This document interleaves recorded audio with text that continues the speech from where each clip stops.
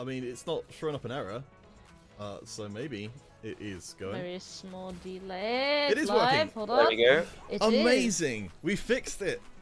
Internet, welcome back, and thank you for your patience, anyone who did stick around through that extended period of time. We've fortunately come into a game where I think pretty much we've got in from the start. So I'm here with Vearless and Initialise. We're all still here. That's right. Welcome back. Phew. Hopefully this time with sound and everything. Ugh, I don't know. I can't make too many promises here. Honestly. Alright. So let's... we haven't even got to our first audience yet, but... So let's bring in a little bit of what we were talking about from before. So Vearless, you're saying you're a big fan of the 8-bit. Yes. From your experience playing it, how much of a difference does it make if any of our players do get 8-bit, from like stage 1 or early stage 2 versus picking it up later on?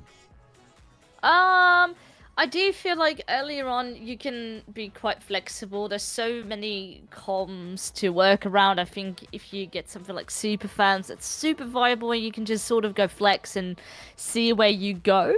So that always is an option. But of course, if you get like an early Riven, you might as well be very tempted to see if you can work some magic. I do think 8-bit is maybe not like it is there usually, like maybe one a lobby or something like that. But yeah, it always depends, of course, also on your items. You do want your good Riven items in order to be making it. So it's always circumstantial, but at the end of the day, if you can go for it, I think it's very strong right now. Alright, Initialise, it looks like we've got a good start here for Master King, the Metabolic Accelerator. Of course, great friend always of Heartsteel setups with 2 out of 3 Heartsteel from the beginning of the game. I think we should have some pretty big expectations of Lord Master King, who wouldn't make do with just one title. Oh. No, Oh, Initialise. did we lose having Initialise? Oh no, he's over my kitchens again. Oh, Oh, no. Humanity. So No. we can only ever allow one of you to speak at any time, or the stream will implode. I think this is really just cursed. Blurst? I mean, who can say, really? Alright, well, yeah, so let's take what we've got. So Lord Master King, good setup here with Metabolic Accelerator. Let's scout around. I'll just run through everybody. We've got the Good for Something from Mashed Potato, which will be a chance of goal on death, which we don't see many people taking, but it is very good, especially if you want to open fort. From Hampus's side, we have got the metal heads in place, so we know which direction Hampus will be going. Oh yeah. Are you a fan of the metal heads? Also, sorry. no, I personally am. Honestly, Pentakill I think is really great, even with the small nerfs to Kale. But I personally haven't really found too many issues when I was still going for Kale reroll. But then again, you also have the option to go for full cost carries instead, if you don't feel like rolling for 2 cost, which is very fair. But I guess it depends as well on your itemization. You could go for Cartesize if you can go more AD with Viego. And yeah, preferably your Rage Blades for someone to kill. Ooh. Well, speaking of other compositions we built around 2 costs, Huato, whose name I'm probably going to mispronounce, has got into the pit, or submit to the pit, sorry. So that very early one, and we've got our friend Jax there. So we know this is basically, some of our traits in the set are basically at the point of being playable if you get the specific augment, and not really if you don't. But this is definitely the augment that allows this composition to really shine. Oh, for sure. You can go for plenty of different options. You can go for your Urgot headliner, but I've seen it been done with Gnar as well as Jax. I think you kind of just want a Mosher to be your headliner, so you can go 6 Mosher, and then you can just, burst on through. But yeah, submit to the pit. I do think, like, it has fallen off a tiny little bit with some other things like resurging again, but it's this thing that it's a very, very solid buff you still get for your team Therefore, others are usually not really going to contest because if they don't get the augment, it's not as viable. So whoever gets the augment is most likely just going to go for it. Alright, I think I might have heard Initialise then. Initialise. Oh, hello, I hear some. Hello, I think I might actually. But by the looks of it, my headphones stopped working for no apparent reason. So I didn't even know you guys were live until I went to go find out what was going on. I was like, oh! So, like, I'm sure you guys said very interesting things. But currently, my headphones stopped working. So I think I've got a vague workaround. But apparently everyone's tech is deciding not to function. I don't know. Nothing changed. Just suddenly my headphones stopped being there, which was an unusual moment. Oh, well, gosh. Well, let's catch up, hopefully, everybody on where we are. So we've got 2 players who are win streaking. Jazz on 8-bit, must have picked up a Corky. So we are in multi-talented, so we've got our headliners providing 2 traits. So we've got Olaf and Corky, our current win streaking boards. We've got Neddy on the disco, lose streaking, and Lord Master King, who's been trying to fish for a Heartsteel board for a little while, but hasn't quite found it as of yet.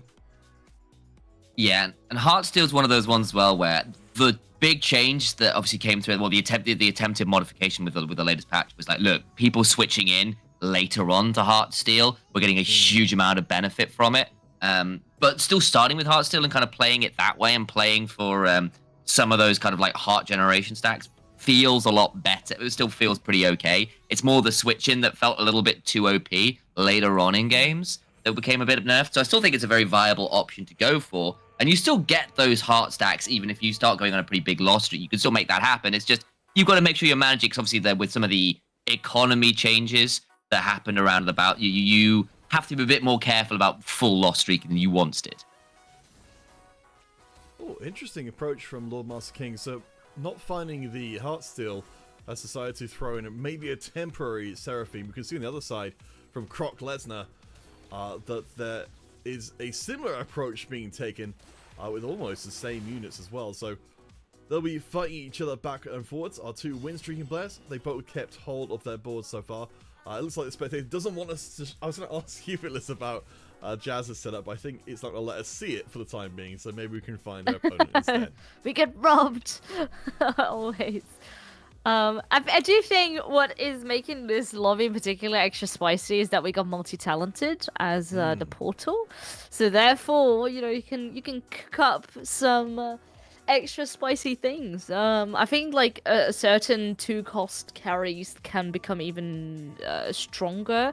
Like I think earlier on in the pre-show we were talking about Senna as well, and usually Senna you want your true damage to be your headliner, so you can go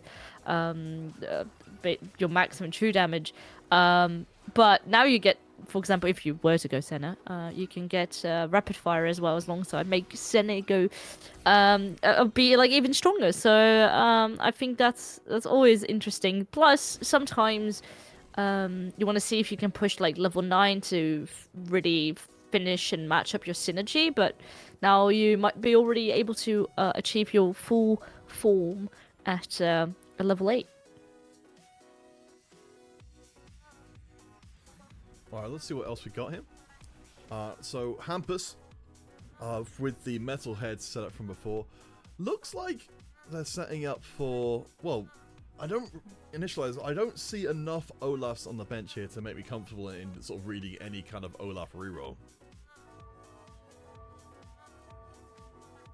Oh, Sam, you still here? Did we lose? No, I don't. I was like, Oh no. Aye, what a day. What a day. Where have you gone? So this is a great, I think this is a great lesson, dear Chips Trap, which is that a big part of We hate casting tech. is stuff going wrong. Oh boy. Alright, well, he'll come back at some point. He's probably got like 15 different microphones around his house. He's trying them all. Oh, hello. So I don't know how I missed Believer before, but this is the Bruiser Country board now, which I think has had a bit of a change. The big thing that's standing out for me here. Hello. Is, There we go. Welcome back again. Like I said nice things about Olaf and the fact that the pace you want to play the game at and needing them on your board. It was good stuff, and then apparently none of it came across, which is very annoying. Oh gosh. Oh no. Well, what I want to bring to the front of the conversation here is that we've got Believer along with Jazz, whose board has been censored for being too cool. But Believer running Escort Quest, which is an incredibly powerful augment, allowing 3 gold per turn as long as Believer can keep that target dummy alive.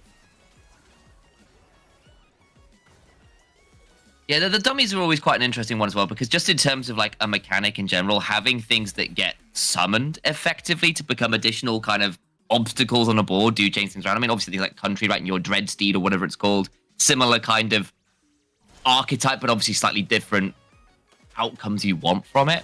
But it's that similar things like, actually, I'll get more ball coverage with this. I force interesting positioning errors out of my opponent. And, you know, especially if you can keep it alive by some of your additional champions and stuff on the board, you can get some fun stuff happen. Alright, on to our augments. So this is our second augment for the game. So we've gone from gold up to prismatic. So Believer did just lose the win streak as of the previous round and has decided to double down. Wellness Trust means that Believer will be getting a huge amount of passive income if they can keep their escort dummy alive. But I don't know, Vearless. It feels like this might be a step too far economically for Believer. Yeah. I am quite curious to see where he wants to head, because currently you have your Tom Kench as your headliner. I mean, sure, it's very tanky, which I think for this time it can definitely help him save a ton of HP, but I'm curious to see where this is going to go. Could go into something disco, but as far as itemization goes, it's just flex tank items that can be used for anything. So maybe he's just scouting around, seeing what other people are doing. I guess, so Sam, my concern here, which is in this case proven to be completely not the case, is we've now got like 2 economic augments here for Believer, and at least for the escort quest, you know, that economy is contingent on Believer winning the round. So if, you know, I don't know if there's going to be enough money to be able to make up for that lack of combat strength. It's one of those ones where if you can kind of get away with it early enough to get your economy rolling, then it's kind of fine, because you can just stay just ahead of the curve enough that your slight lack of combat strength doesn't matter because of the gold gen. That, as you said, though, is the prerequisite is winning enough of those rounds to make that gold happen in the first place. And I don't know whether they're ahead enough of that curve to make that happen. So I will be interested to see how these play out, because if it goes wrong, those augments are going to feel really sad and a bit useless if you don't have the board strength to make use of them. And we can see on the other side from Jazz's board, which we've got seen, a 3-star Corki and a hologram to duplicate as well. I mean, Vearless, presumably, yeah, this is the kind of game that an 8-bit player doesn't get very often. No, it's been actually quite a long time since I've seen a Corki reroll, but sometimes you gotta just go for it when you are handed this. And thus far, it's doing really well. Corki with pretty good items, pretty solid, and for the time being, just slapping. It's going to leave Jazz. Oh no, please initialize.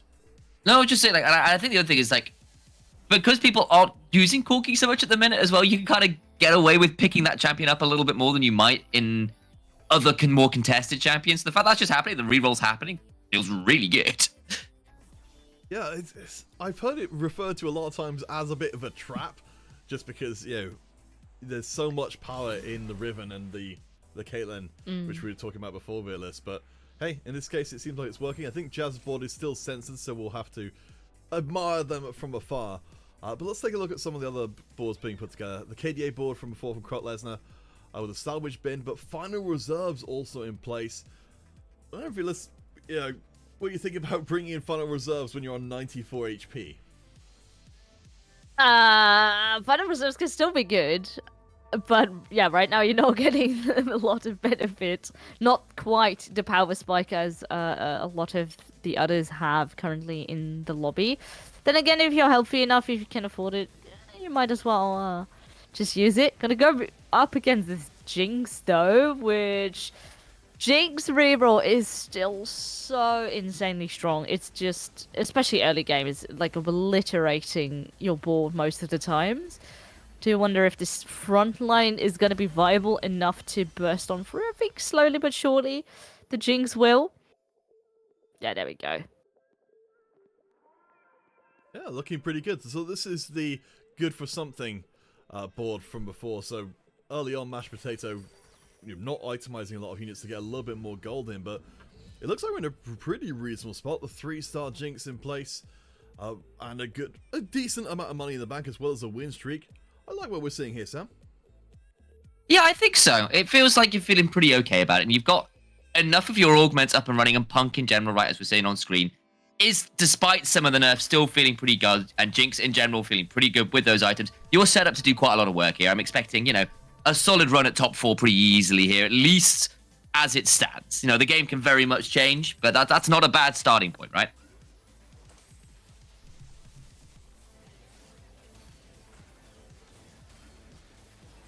Oh, see how it is against Believer. So this is, mashed potato here is, giving up one augment for economy as well, but does have the extra defensive items in place.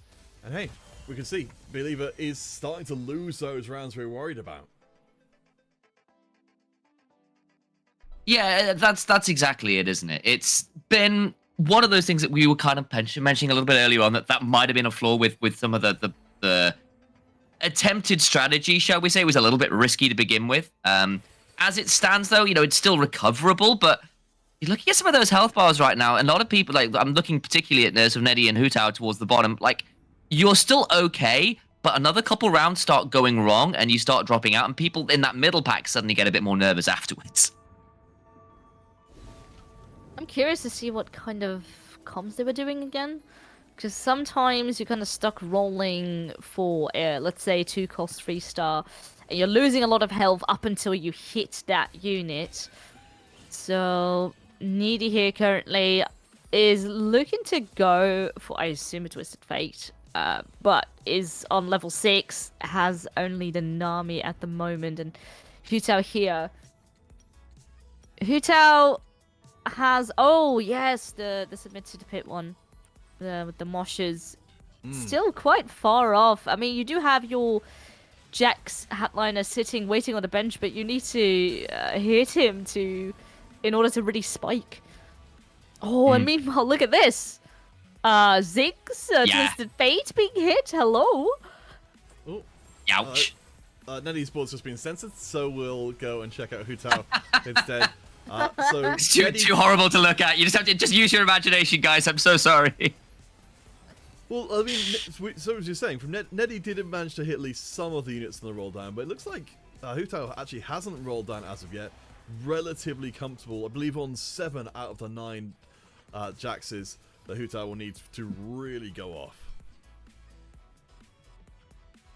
At least most of the way now, though, right? Like if you've got 7, at least you're most of the way there. It's not like you're playing with 5 or something. It is still the dream is still alive, shall we say? There is a world where that could have been a really bad call, and it's still not an easy place to play from. But 2 Jaxes is pretty rollable, I think.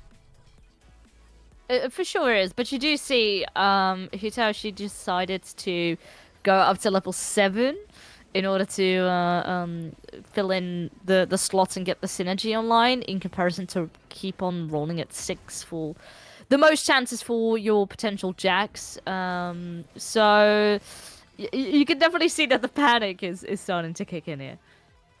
Yeah, I mean, she's not got very much HP, but I suppose the only good news is, yeah, Neddy and Hampus both are in a vulnerable area. I think at this part of the game, if you haven't got your comp online, you're really looking to be, how do I stay out of 8th place?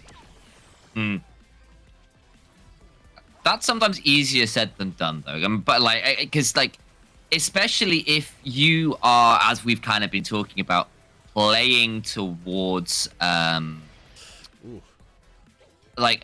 playing towards a particular, I need this breakpoint to get my comp online. Sometimes you just got to play towards that wire, and staying out of 8th place is sometimes, as you said, when you're playing towards that, a little easier said than done. And that for us was Neddy and Hutao are the ones who are kind of in that dangerous position right now. Also, don't if I see it correctly, Hutao has actually decided to sell off a 2-star. I think originally the items were probably on their Jax, then got in the headliner in order to hopefully preserve HP again. But now they're quite far off the Jax. They just hit another Jax 2-star, but that means they still have to find 3 more. Yeah, this That's is rough. not. It's. I mean, the setup here seems pretty good. We've got the Indomitable Will, we've got the Submit to the Pit, we've got the Cybernetic Bulk. You know, all of those make sense individually, but right.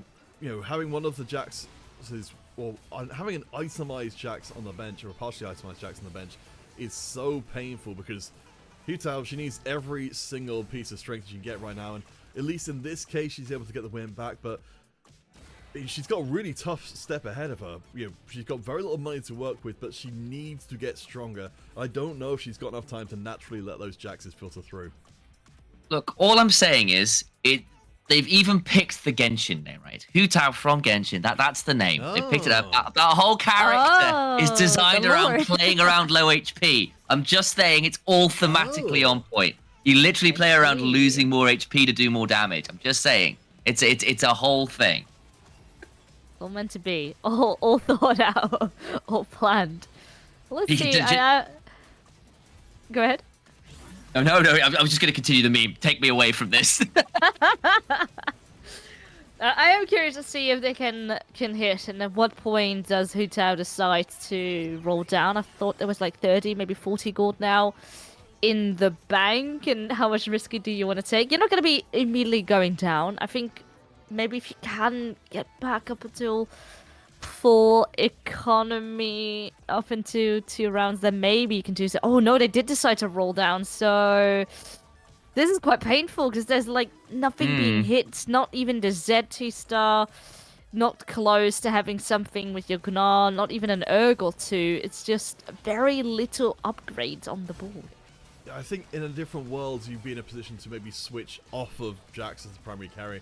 Because there are a lot of Moshas that can carry. Urgot's definitely picked up a lot of steam recently as an alternative.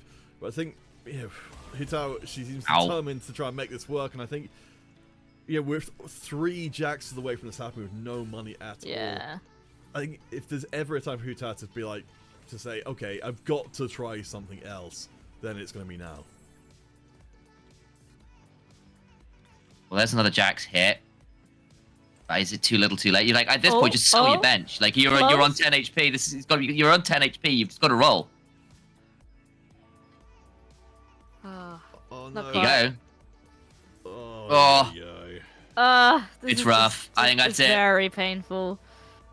Who's the next opponent? There's the choice of 3, and 2 of them being quite high up the scoreboard. So this is it's making me a little bit worried.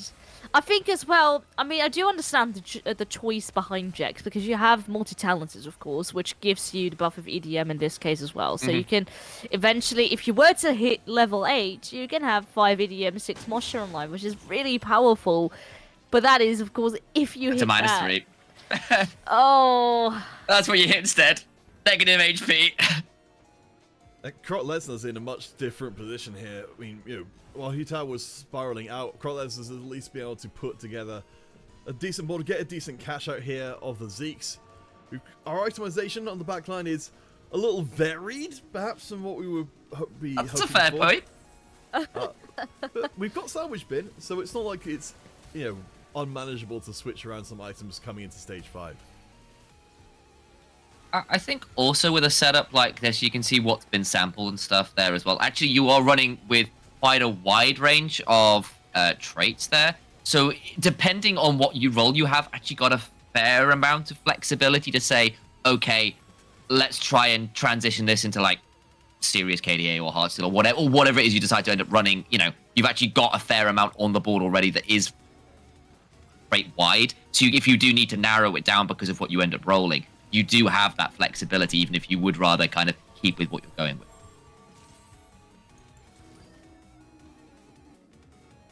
So the blue buff has been made here for the Ezreal. And I kind of want that IE on Ezreal as well as currently on Kaiser. Not wrong. Yeah, I know. IE. Oh boy. Well. Oh yeah. Oh, Just bear in 1 mind, HP? No, oh my god, we just forgot there. about the final reserves. It was all part of the plan. Croc Lesnar has been baiting us this whole time. So we've had a couple of things come in from the chat. I think Liz 7 must be Hutao. Apparently first time into the pit player, so congratulations on your bravery. And oh my gosh, Croc Lesnar, the final reserves takes them up to level 10. I think we might be about to see someone fight back out of the corner. Oh, that's spicy. They're going to have to get a lot of value out of that slot, but surely they've got some work here. That's an ill beats him, which always feels good. Oh, I don't know. Oh. Like, Croc Lesnar had to spend a ton of money to get that Yorick in the board, and hasn't actually been able to finish off their board here before starting the round. Oh, and they're being censored as well. No, we're going to see the round. All right. There we go. Use our That's better. Let's have a look. Oh, No, Is this the extra isn't man bad. enough? Oh, so then, all right, sorry, it's just censored. Sorry. I thought it uncensored itself. I was like, oh, maybe it's me enough. It looks okay for a moment. No, Croc Lesnar is all kinds of dead. Oh, well. Boy. That's why he was censored. Kraletti, sorry, we didn't get a chance to check how many stacks the set had there because they're too busy being dead. But let's take stock of where we are. So, Jazz on the 8-bit Corky reroll board, that we can't see the board for whatever reason, is still doing very well. Lord Master King, who's been on the Metabolic Accelerator all game long, has the KDA board. Mashed Potato with a Punk board doing well. Hampus, Pentakill, Believer, Lulu board, and Neddy with the Disco board currently on lowest HP.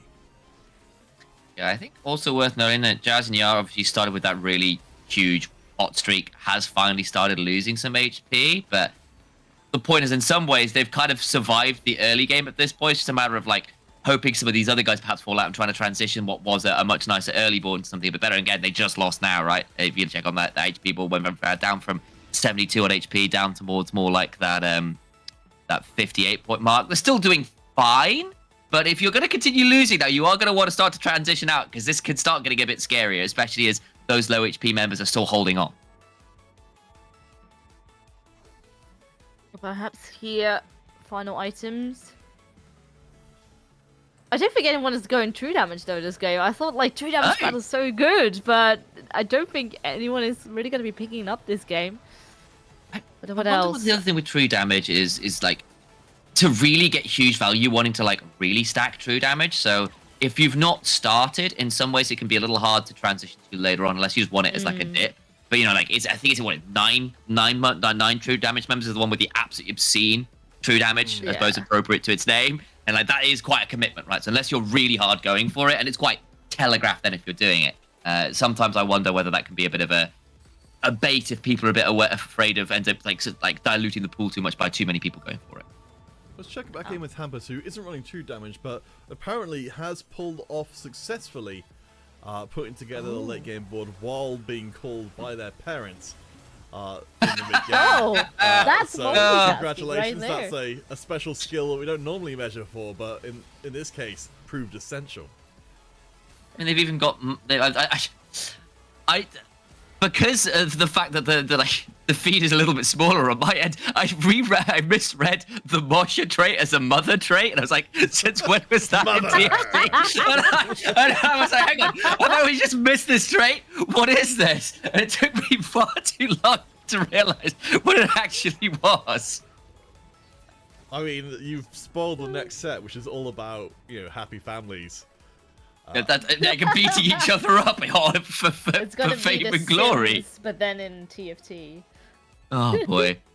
I mean, considering some of like the dark stories you hear about Sims in order to make like I wouldn't surprise me. It's like the goblin painter in the basement strategy and all that. Oh god. Those who don't know. Well, we're down to top 5 here, as we did have to say goodbye to Believer. But it's close, especially for top 4. Need is still on 17 HP, Mashed Potato on 27. Some changes here and there being made. I think ideally they wanted that Ziggs too, but Not sadly happened. cannot quite find it yet. I mean, so Neddy's really committed in everything here. We've got the the hedge fund Prismatic with no money left over in the bank, but the board is pretty damn good, and the streak is good as well. That Neddy is on a collision course with Hampus, however, with the Pentakill board. So I imagine shortly into stage 6, one of them's going to break. One would assume. I think the other thing is obviously Pentakill gets increasingly more dangerous the more champions there are on the board for you to kill and get that kind of rate rolling. So if you start getting some items, if you start getting to the point where your Pentakill members just start getting kill after kill after kill, you do start getting very difficult to manage in the later stages of boards and later stages of rounds. So I feel like they're probably in a pretty okay position. I was looking at that Carthage with the double death cap, like, oh yeah, I showed you. Like, that like, you start getting some of those kind of the Pentakill rolling, literally once you get the Pentakill, you know, that it's in the name, guys. Carthage is going to be really difficult to deal with. Yeah, this board is pretty much just on fire. I think what further upgrades you want? So, like, you could maybe have your Blitz. Gold Carthus. Just more Carthus, please. More Carthus, yeah. Wait, we can see Jazz's board finally. It's double Caitlyn. Woo! Hey! Oh. That's a choice. Actually, I think it might be working, you know. Oh, it's starting off.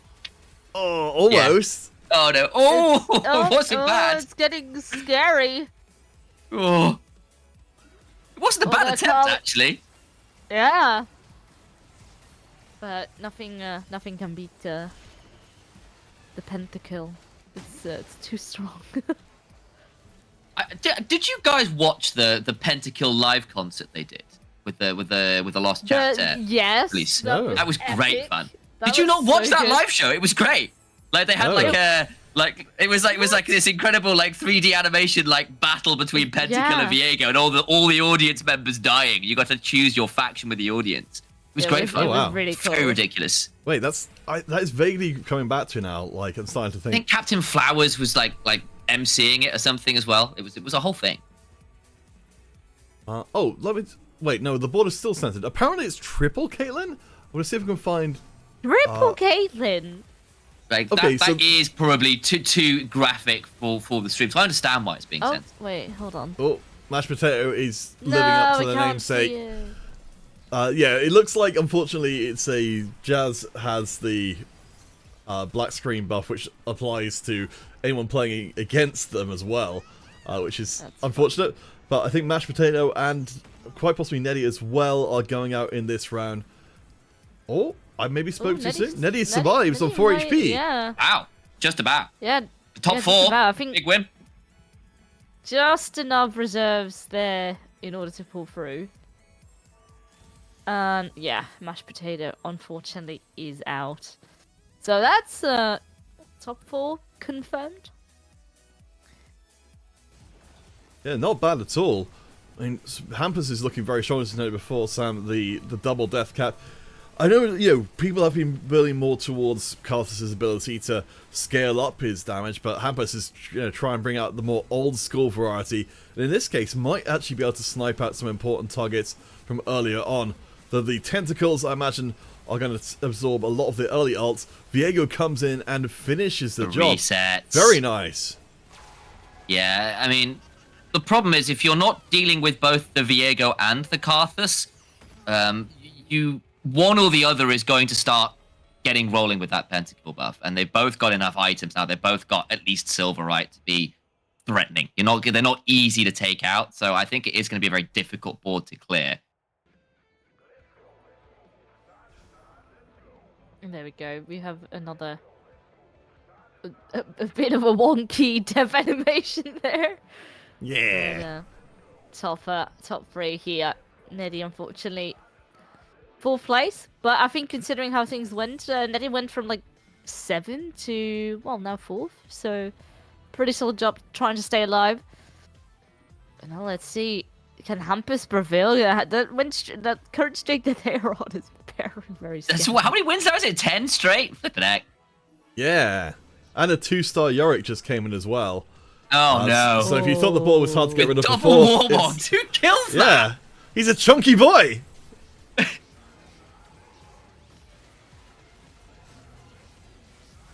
and like we're gonna watch this now, and as we kind of say, like it's all well and good killing one of the pentakill carries, but you've got enough of them now who, if they start getting a few kills to the name, just look how fast they start attacking. That's miserable.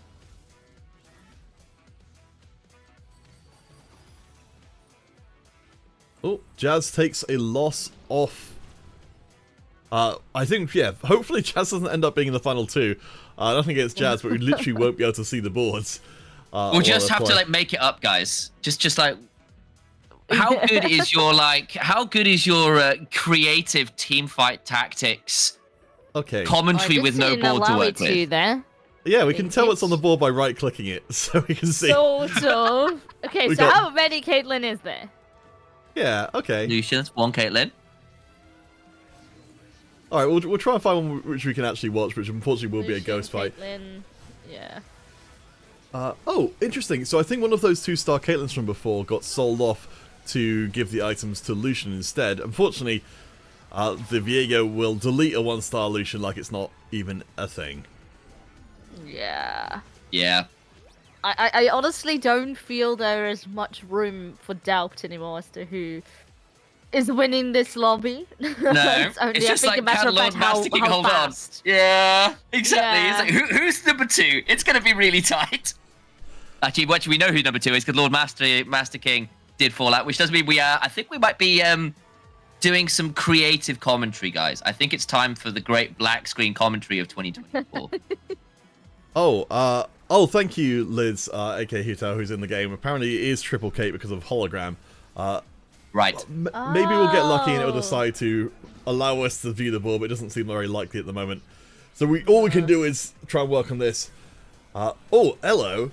Apparently Hampus, not satisfied with a seemingly unbeatable board, is trying to go for a 3-star Karthus as well.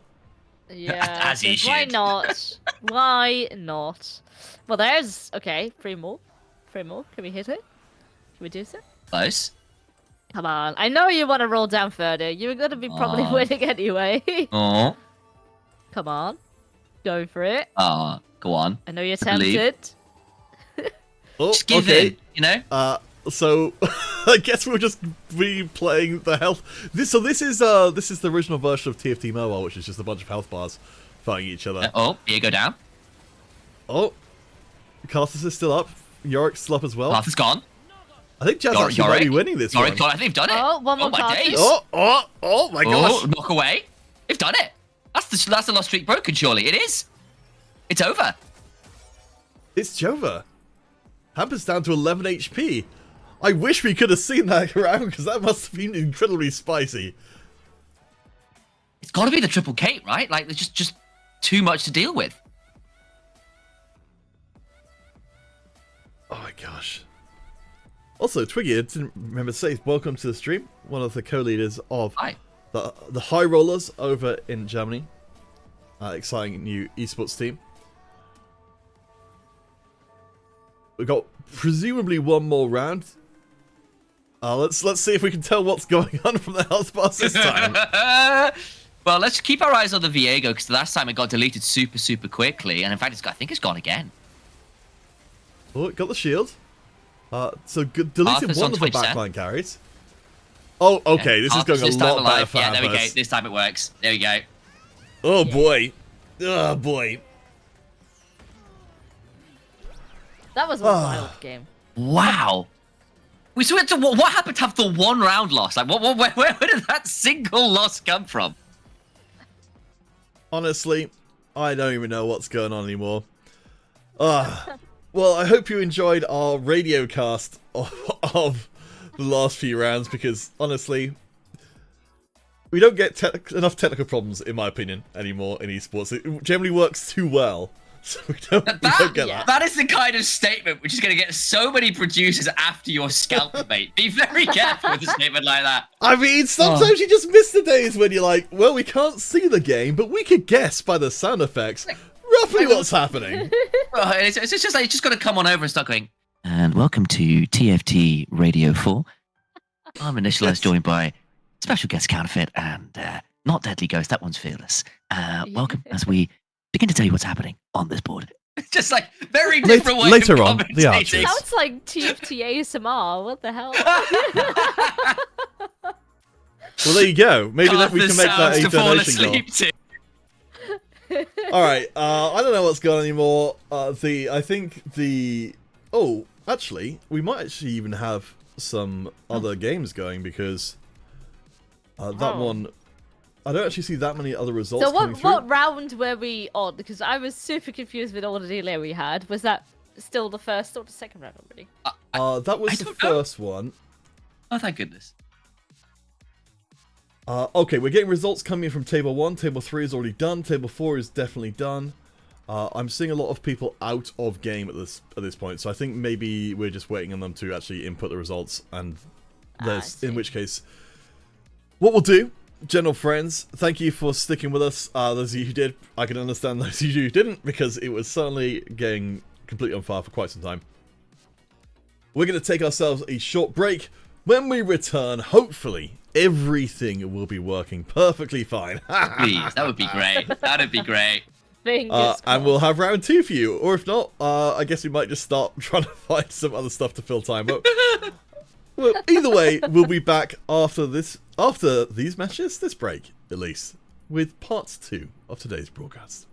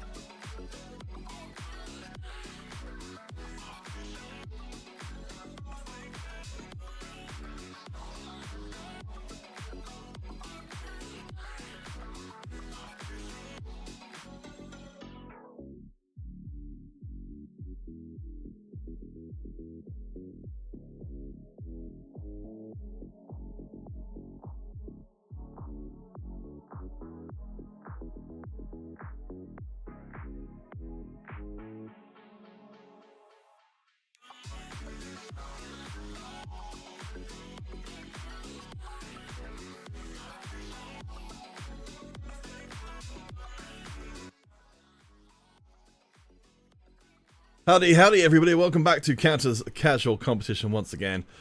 We are fixing things as we go. Woo! As is the way of these things. Yeah, it's like, it's like doing a train, being on a train where you are laying the track down as you are going. Yeah. I mean, it was a fairly impressive shift over, though, mate, because we went from one producer back to you to, like all the stuff in the background. Like, it was impressively done, considering it was looking pretty doomed at one point there. So, we're live, we're functional, we can all be heard. Yeah. My headphones are working, the stream is on, fun is being had. It just came with some technical little accident. We earned it. We earned it real hard today. Well, Vearless, let's take a look at some of the games from last round, since we only got to see a couple of lobbies. So let's start us off here with Send, who had a very fun-looking board with a double Lulu. I don't know if you had a chance to try out this particular comp. Yeah, I can't. The icons for the augments are very tiny for me, so I can't see if there's. Yeah, so it's still very difficult. I think it's hologram, roll for days, and radiant relics. So yeah, the hologram is where they got the second one from. But yeah, that makes sense. Yeah, that's actually really solid. Lulu is not necessarily a champion that a lot of people use in their compositions, therefore usually a bit more uncontested. So if you get good items for it and good augments, and in this case I think especially just having additional components and stuff like that is just really useful. You can really fully itemize the comp as you like, as you go. And yeah, Lulu 3 is still a very viable option. Double Lulu 3 as well. It's not just one, it's double Lulu 3, which is always great, right? And then it's like, you have got other people in there who are pretty scary as well. Like, obviously, the 2-star Ari with a few items being pretty nice. The Echo also in a good position. You've got Seraphine. You've got other people backing the Lulu up. Enough enchanters. Alawi's in there as well. So it's like, for all the Lulu is the main star, it's not like you're shy on additional sources of, shall we say. I like as well that it was tested in this lobby against the very, very standard setups here. Like, it's, has got the classic AD flex setup there with Ezreal and Zed shots, yeah. building towards even a Lucian as well. So I think it's a testament to how good that comp is, that just by having the idealized setup, you can take games off of the most meta comp at the moment. Yeah, I think so as well. I think especially with the latest small patch update that we've gotten, people think like, oh, maybe Ezreal is not going to be done as much because Hearthstone updates, blah blah blah. But Ezreal in itself just hasn't been touched, and Ezreal's a very, maybe not, if not the strongest forecast unit out there. So, Hearthstone or not, this is just a comp that if you get the opportunity, if you get the right items, this is just a top 4 guarantee, pretty much. Well, let's just quickly jump across to some of the other lobbies, because we've got, we will be getting to the next round pretty soon, so I just want to make sure we recognize some of the games. And Sam, let's just enhance on this one. Oh my! Hold on, wait. Hang on, what? Free? That's wild. I mean, sometimes you just roll it, and I guess you got to work with it. And in fairness, you've got some solid items to make it work. And then behind it, you've still got like the Ezreal still in there with good items. You've still got some of that Heartsteel. You've got a couple big shots in there. Like, it just means, I suspect what's happened here is the Poppy's just been unkillable. Is the honest answer. Yeah, Poppy goes bonk with the hammer. Oh boy. I feel kind of bad for Mr. Duck, who did do a solid for all of us Garen enjoyers. It's one of the tournament memes to try and get Garen and carry going, and Mr. Duck took a solid shot at it and got second place with the Archangels. Yeah, Archangels. Really solid. And Dragon's Claw. Like, I think that's a Titans in the middle. I can't quite see. I think so. And is that a? Think so? Wait, what is it the Spellweaver emblem? Yes, that's for our friend Blitzcrank there. Okay. Yeah. I have to admit, my mind, I always get the emblems mixed up. I always have to mouse over them, so I look at them and they mean nothing to me. So it's like, I know that's an emblem, I have no idea which one it is. Oh, apparently, I've gotten a bit of intel from Levin that this lobby, which I'll just bring across onto stream now, also had a Garen reroll player. Is that right? Or am I looking at the wrong lobby? Let's see. Yeah, third place. That's leaving. There you go. I see you Yeah, leaving. leaving. Oh, it was himself. leaving. He- Leaving was he like, said- oh, he there said was he a Garen was- reroll player. What is this? It's that meme of Obama giving himself the medal. Secretly vouching for himself. Just been a bit shy, I guess. Oh dear. That was exactly the same item setup. I think maybe if Yeah. Levin had gotten a combat third augment, this could have worked out. But okay, I'm gonna go on a limb here and say I think Levin took Hedge Fund purely for extra money to reroll to hit that Garen 3. Well, for more Garen. Probably. Honestly, still it's really good weird to if be you out. can- Yeah, but if you can go on. spike with that Garen early on, then you have so much more wiggle room where, you know, you are able to maintain the tempo of the rest of the lobby because of all that money. Yeah, I was just going to say as well, I just find it really weird to see Garen, all people, with AP items. I'm coming from a League of Legends background. That champion does not build Archangels. He does not use mana. Where I come from, what is this sacrilege? Why is it here? Oh, I mean, that it's out here there. because he gains health Stop it. off of every cast. And, like, Ah, stop. no, he's a beast. He's a monster. He also he gains dear. his AP turns into max health per cast, and then his max health informs how much damage his attack deals. So Idiot. theoretically, you have an infinitely tanky, infinitely strong unit. In reality, Big boy. it doesn't tend to work out It's that way. third place, yeah. Yeah. So Levin's telling us, actually, I was wrong about the hedge fund part. Apparently, the hedge fund was to get to level 10, and he actually hit Garen 3 at 3-3. So Damn, I don't think you could have that's asked for a That's not better hit. That's really nice. That's good. All right, let's just see if there's any other lobbies which have got anything fun going on them. Anonymous Riven. one. Oh, there we go. We got the Riven reroll you were hoping for. Go forth, Vearless. Not with the spat, but it's still very solid. And again, yeah, also Hilarity, I think, especially helps in this case. You pretty much have everything you've got. Everything 2-star, everything desirable. No, okay, sure, maybe not the Garen. But other than that, it's looking near to flawless, perfect items on a Riven. I can't quite see the augments again, but I'm sure they were good. exactly. They were the best. Desirist, I think, was looking for a reroll or looking for a Lulu 3 base composition, but never actually found any way of duplicating Lulu, which is a bit sad. Yeah, it is a little bit. But like again, they've still got 3-star Seraphine there as well. So it's not like they're shy on enchanters, you know what I mean? And like, obviously the Lulu got some okay items, didn't get the duplication, as you said, which obviously in the other board we just watched, the 2 3-star Lulus was a little bit scary, despite the fact that it's not as contested a champion as some of the other ones. But still, second place is certainly a respectable place to be ending a board on, even if there are some regrets you might have with it. Oh, Villas, apparently what it was is Dasharis was looking for Seraphine reroll, but never actually got her as a Yeah. headliner. That makes sense. No, but Yeah. like the items are the items you usually would slam on. I mean, I on literally the even said I got 3-star Seraphine. That's fine. Apparently, I hit Yeah. I hit a sword but spot. just not the headliner. Yeah. Which painful, but yeah. So, but this is I guess a very good example for sometimes people are like super desperate for a certain headliner and they force it all the way up until they have 0 gold.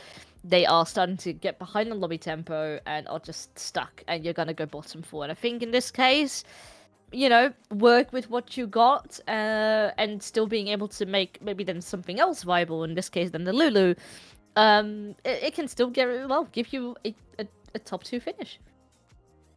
I think as well, not really touched on it too much, but I think the headliner mechanic in general has caught certain people's play styles a little bit flat-footed, because I think people who do like to, I want to force this comp, I want to force this headliner, get punished pretty heavily for that, as you were kind of saying.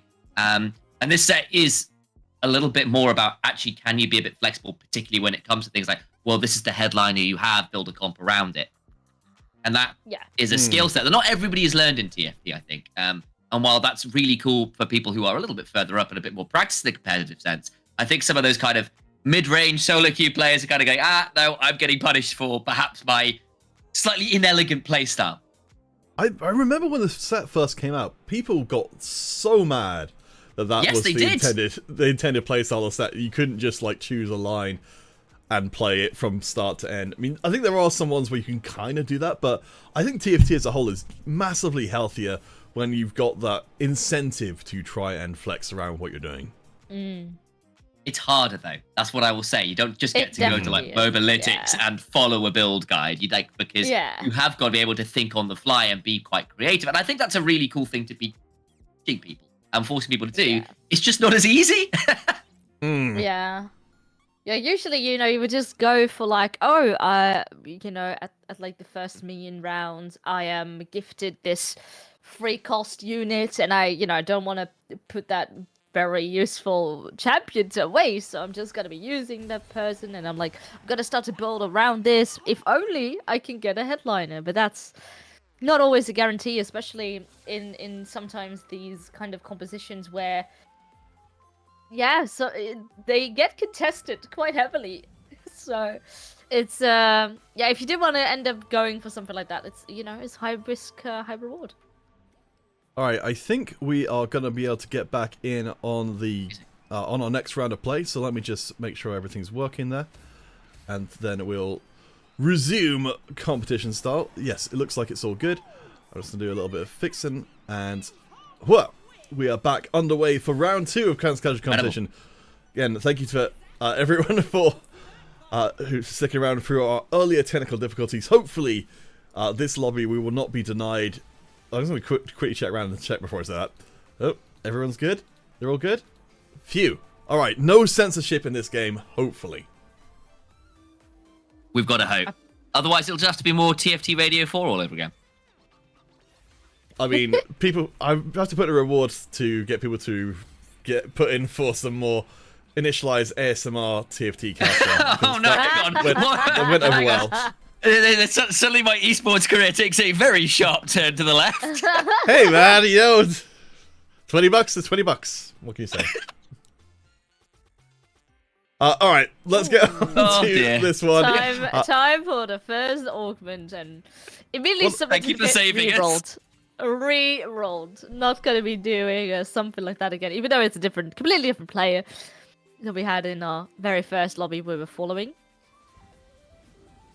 Alright, well, so the first thing we're going to take into mind here is that we have got a spatula game. So everybody in the game has a spatula to work for. I mean, Initialise, let's start with you. What kind of compositions would you like to see?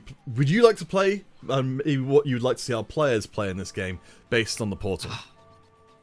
I mean, spatula immediately means you go, okay, I can really hard force some of those traits that have the really juicy higher end counters, right? So things like true damage or heart steel, where if you can get to that kind of prismatic end game level with a bit of the help of the spatula to force you go, this feels excellent. So I think any of those higher cost ones, I think, as we've kind of mentioned earlier, that Vearless finally got to talk about without getting cut off about the 8-bit stuff, like that kind of thing. Yeah. Feels really good. Yeah, I'm really happy for you, by the way. You finally got to do it at the end of the first round, but it still happened.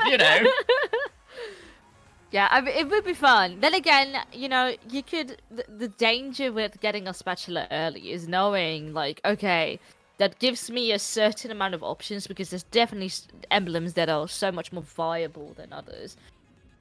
Which often gets lobbies into this weird contending reign with so many people going for the same kind of comps because they're just very, very good. And we get into the same dialogue again of, if you have this idea early mind of like, oh, I can do this with a spatula, I can do this with the champions I currently have. You still need to be hitting your headliner, which maybe someone else does before you. I was just going around for there. Sorry, I'll just open it back up to you a second. Is that just to see how many of our players had actually slammed their spatulas early, and it looks like for the majority of them, they actually haven't. I haven't found anybody so far who's committed into any line. Yeah. That was literally what I was about to start to kind of say, Alex, I'd rather see people hold on to them a little bit, because we've just had this conversation about, hey, you need to figure out what headliner you've got, what you've actually rolled. Forcing a line is riskier in this set. Just had that big conversation over the break. you can kind of neuter yourself, kind of cut yourself off at the legs if you use that spatula too early, because you can end up forcing, like, I've got the spatula that's now a bit useless because my headliner doesn't fit with it, the champions I've rolled don't fit with it. Holding on a little bit later till you have an idea about what your comp is going to be, and then using it to enhance that feels a lot better. So I'm expecting maybe the end of this kind of like round, maybe after the next carousel, we might start seeing a little bit more use, unless someone rolls really well early. In fact, there's a spatula in now. I mean, there's only a spatula slam, not quite the emblem. Oh, wait, never mind. True. Wait. No, yeah. Oh, never mind. Oh, it's Scrappy Inventors. Yeah, that's actually really Yeah. fun. So it just turns into something because it's a component technically. And well, for now it's 8-bit, not really doing that much to the comp. But that's a very interesting tactic. Well, so looking forward to, you mentioned the carousel, looking forward to that. There are players like VDJ and Hug Me Harder who are on the lower HP, could potentially come out of this one huge. Because as we've talked about already, you know, people aren't, for the most part, slamming their spatulas. If there's a spatula on this carousel, that's an immediate tack crown. Or, but the potential, as you mentioned, Sam, well, okay, I'll withdraw the comment, but the potential could have been there to find a second spatula and open up the maximum vertical traits. That's a dream roll, isn't it? Like, you hope, and the thing is, I could see some people holding on to spatulas for that kind of moment, especially saying, look, actually, I don't need to use it right now. I'm not in danger if I don't use it right now. So some people might just hold on and like pray for that high roll. Gotta wait and see what people are gonna be getting. I suppose we've also That's got to a consider Lulu the opposite variation of what we've been talking about, which is that for compositions that don't play well with spatulas, like Disco, which doesn't have an obvious place to drop these other spatula, it does mean presumably we're going to be seeing a lot less of them in this lobby than we might be otherwise. That's a good thought. And I think there's some truth to that. I think as well, what you might see is maybe a Disco dip if it's just there. But yeah, you're right. I think probably things like, actually, we've already seen a little bit of the Spellweaver in here, the True Damage members. That like, you've got a few ways you can flex this one as it is. Another Lulu, by the by, just in the back corner. Apparently, Lulu is the thing today. And you're probably right that there is this element of what can I do with a Disco if post kind of the mid game if I've got a spatula, and the answer's not that much. So yeah, I think you're probably right. That will be, unless that's what you end up rolling, not your primary goal, shall we say. I wonder where that's where Lulu is gonna go. You could even pivot into something KDA, Superfan, something like that, and have then the spatula for that kind of use. But for the time being, I think also partially just trying to build a strongest board, while slowly getting economy online. I mean, it makes is the way sense. to go. Pixation, you know, has got the Scrappy Inventor, so it's always going to have a stronger board than would be otherwise. I do want to bring the conversation to Neddy, though, who is our win-streaking player coming out of Stage 2, or at least we assume so, up against the curiously named Bird 8 Sand with the Raptor little legend. I assume they're committing to Making a the seagull? bit. We just named them Seagull? Is that it? Yeah, I mean, they certainly got enough sand in their mouth just then. Neddy keeps their win streak going. Down at the bottom, though, Hug Me Harder and VG. Okay, so Hug Me Harder's lost the most HP in the lobby, but didn't actually keep their win streak into Krugs, whereas VDJ has managed their own loss streak to keep their streak going while actually losing less HP overall. Yeah. That's Pretty quite good. well Plus done. a Hot Steel 5 activated, so this is going to be very nice to get yourself some loot early. And my brain is just not braining, but the augment in the Metabolic. Heal. Yeah. Yeah, exactly. So like loot streak early in combination with Hot Steel is the perfect with that augment. You have now got yourself a really good engine room, right? That's what that says, is like, okay, at this point, got the Heart Steel 5, we can start stacking those hearts, the Metabolic is in. You're kind of okay at this point, potentially dropping the loss streak if you're feeling it, or you can probably hold on for it a bit longer if you want to, but you're set up now to maybe start climbing that board if you so wish. Yes, and I mean, presumably this is why VDJ seems to have lost less HP is because of the healing of the Metabolic Accelerator. I guess we've got to put them up against each other, Hug and VDJ, in terms of... My big question is, VDJ's got the setup here to allow for a raise the stakes Heartsteel Stage 3, but Hug Me Harder is also loss streaking, so it's a very risky proposition because, of course, if the raise the stakes board goes into Hug Me Harder and wins, then you've immediately lost half of your stacks immediately. It's just Draven passive from the main game, isn't it? Like, it goes wrong real hard, and especially considering, like, how much of that trait is designed around streaking. Making it go wrong feels really bad. I mean, for the time being, they're still doing fine, going up against Burt 8 and I was a bit scared because it was the player right above them as far as HP goes, so I was like, okay, maybe they're also going to be losing, but for the time being, still fine. Hologram always feels good. You could double down with Tiniest Titans to get 4-player health back every comeback. I mean, that's pretty spicy. Bit of gold as well. Rerolls.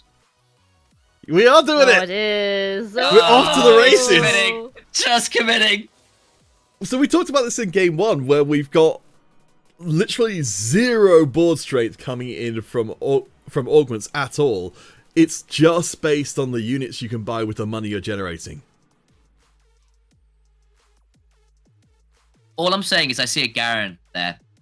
Just pull out the Garen and start rolling for it, you know? I mean, it did go to immediately level 7.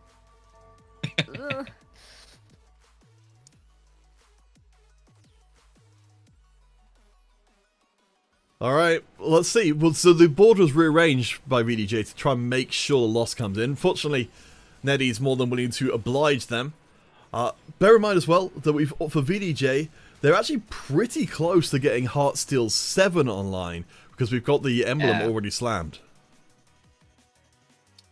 On the board, it's ready to go, and that was what we were talking about a little bit earlier, right? That when you have got that spatula from the portal, from the stage, like, you do have that ability to get up to those higher ranks of traits that are sometimes a little bit more dubious to get a hold of. It's a lot easier to make that happen.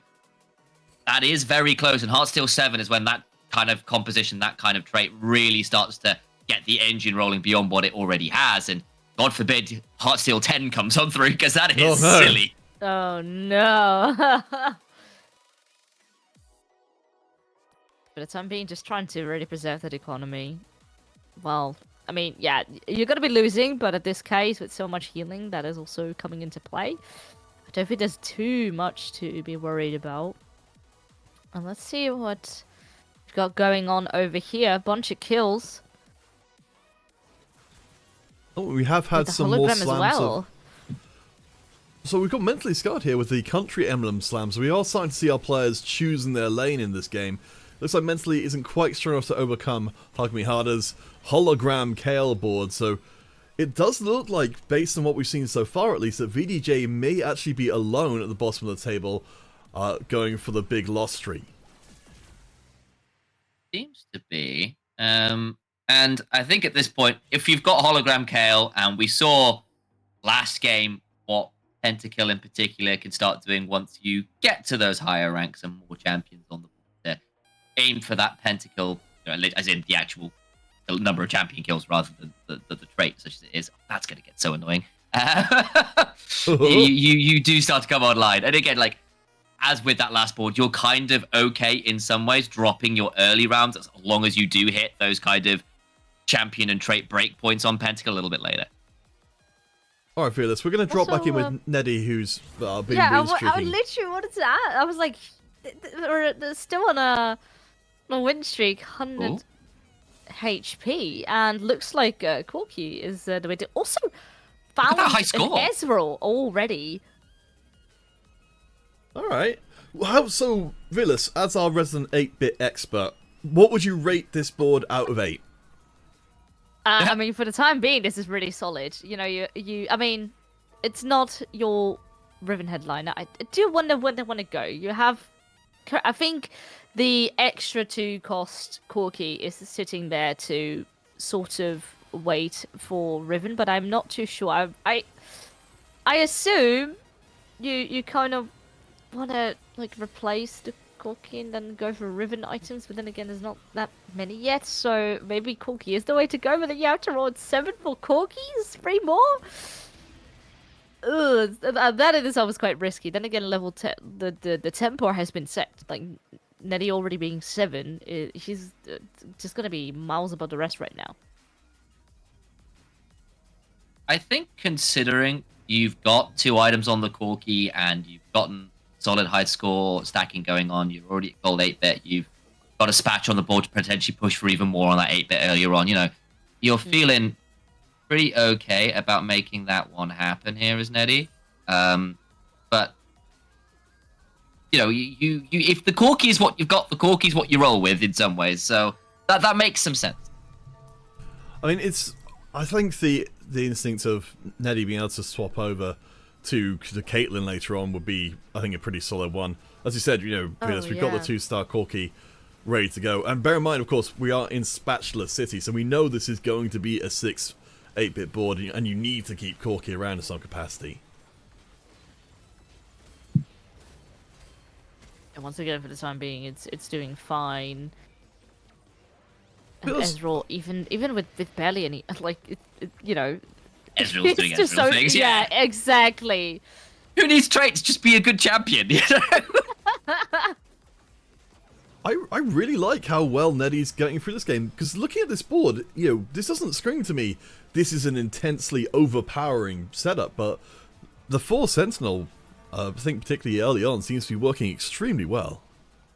Yeah, I think the other thing is they were running double silver Corki, double 2-star Corki really early. They had good items for the Corki. Got a little bit low there. That got a bit dicey.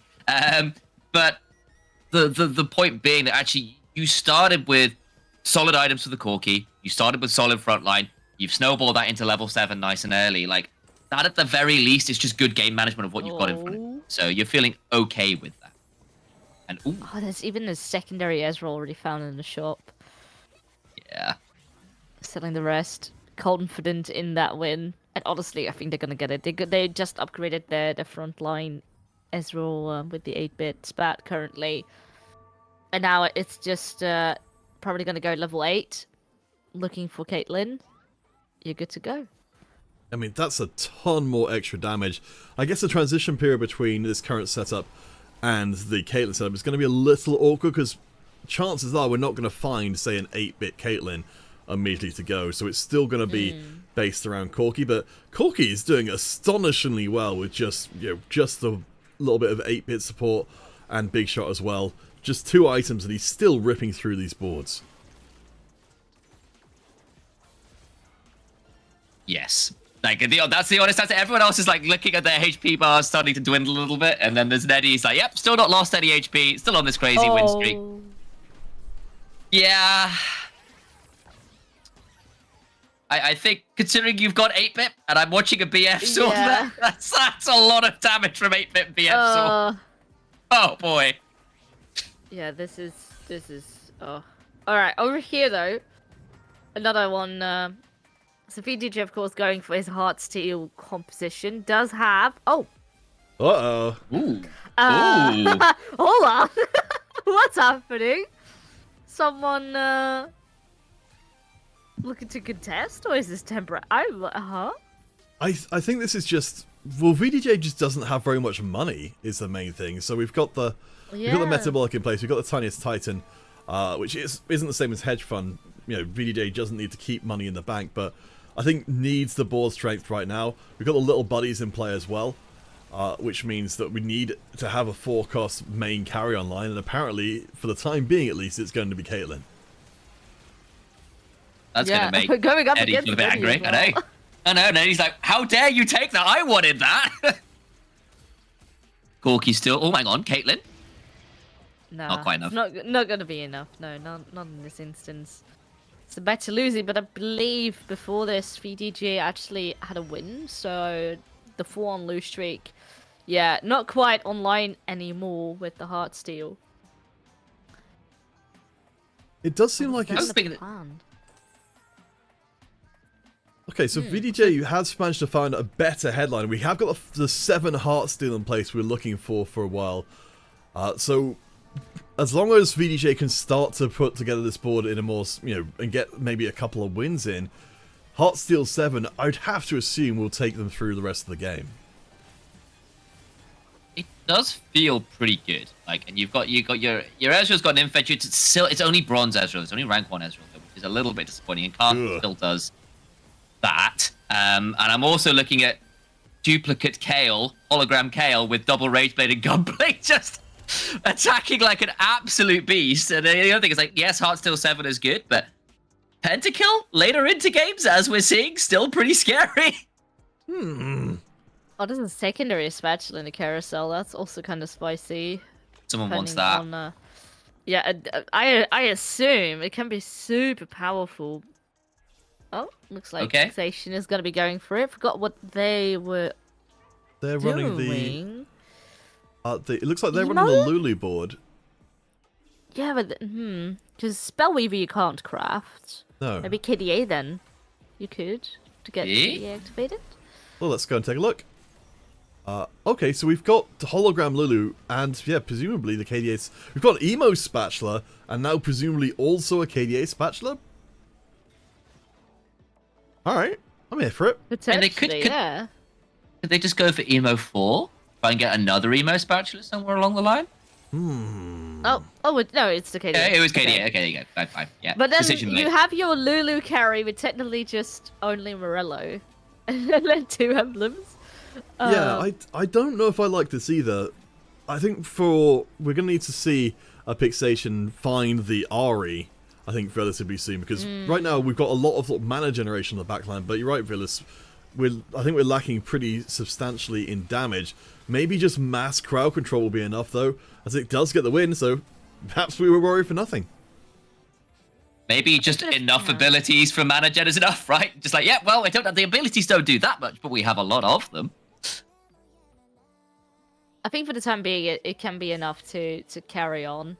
Because being in the middle of the pack, definitely somewhat healthy. I think the goal probably to see if you can get into level 8. Wouldn't Superfan, if for example, go in level 8, get Superfan in, wouldn't that get rid of the items? It will bounce them off. Oh no, that's a really good point you're making, Vearless. The super. I think if we've got the Lilia, we currently don't have either the other super fans in Nico or Nar, but you're right, that would bounce off the emblems and allow them to be put somewhere else. So maybe this is just a temporary setup for the Lilia until something better is found later on. A bad call, actually, and at the very least, it's working for now. So if you do need to kind of reset your items, you've got that element to be able to do that. Is solid win coming in there from Fixation again. Like, as it stands, it's working just fine. I'll see whether it works as the game goes on a little later, but as you said, there is that way of kind of rejigging the board, rejigging your items if you need it. Oh, this is also painful. One of Jinx 3. You want to hit it so bad. You hit your Pantheon, you hit your Vi. Just not quite backline, I know. Yeah. Yeah, wow. That is... I mean, the front line is looking pretty amazing here for Bird 8 Sam, but you say the heroic presence as well. It's unfortunate because, ideally you'd like to be able to make the most out of that by, say, having 4 Guardians online, but I think by being stuck here re-rolling for Twitch, it's really stopped Bird from moving up levels and putting together the board the way they'd like to. Yeah, I mean, exactly. You're stuck at 6 champions, and you're looking at the top of the board. They're running like 7 and 8 at this point. You're 2 champions down against a lot of people, and you've not hit the 3-star for your backline. Finally there, but I don't know whether it's too little, too late, because your front line is likely gonna evaporate pretty fast. I don't know whether Jinx survives it, but maybe if you roll the right person you're fighting against, it'll work out okay. I wouldn't hate at all seeing the Urgot being ditched in favour of putting in the Thresh and the Mumu to get up to Guardian 4, but as you said, maybe it's not the front line that really needs the assistance with more defensive traits, but perhaps it's a moot point either way. VDJ did pick up that Lucian from the carousel before, has brought the board online with the little buddies, the Metabolic and the Tiniest Titan, And it's the end of the road for Bird 8 Sand. Yeah, that's just painful. Eats the loss. One player who's having a bit of a better time, Hug Me Harder with the board from before, the hologram board, has been on a substantial win streak for quite a long time. I think may well have been the player who knocked out Neddy's win streak, picks up a 3-star KL, which of course is massive. This is scary now. Oh boy, you've got Silver Pentakill with hologram Kale, who's got really great items, and you just hit 3-star Kale on top of that. This board is going to be such a nightmare to deal with. It's very funny. There's even an additional kill in the shop right now. Like as if More just kill! Get more kill, exactly. Oh, but yeah, no, this is a perfect board. You now can just ease to level 8, get your 3rd edgelord in, because it's not the edgelord pentakill, it's the pentakill kill. So, but then after that, they did buy the initial kill. Why not? Give me Kale's a second Kale Silver. Have 3 Kales on the board. Let's go. I mean, I guess you could. But either way around it, I mean, Hug Me Harder's only building towards a stronger board as well. Remember that we've got the little buddies in place here as well.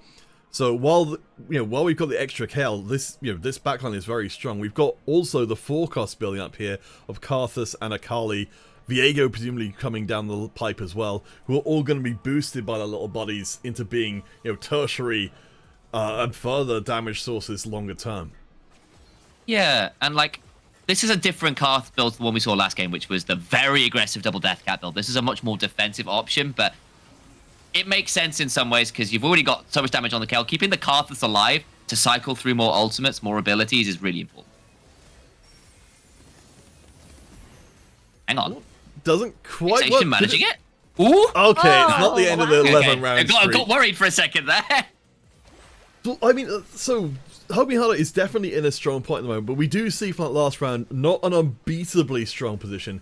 We've still got the 2 stars coming for the forecast. We've potentially got a 3-star Morkaiser coming down as well, but there is a window of opportunity to break Hug Me Harder's streak right now. If the streak is broken, I think someone like Neddy is going to be very happy about that. And I think now we've got our top 4 secured as well. Fixation has made it through to this point. I wonder whether we are going to see that rejig of the items shortly, but for now, comes out of the carousel, happy enough with the item, going to see what they can do, just hits 9 champions. Maybe that will be the break point required as Pentakill 7 comes online. Oh, cards 2. That's a massive power spike now.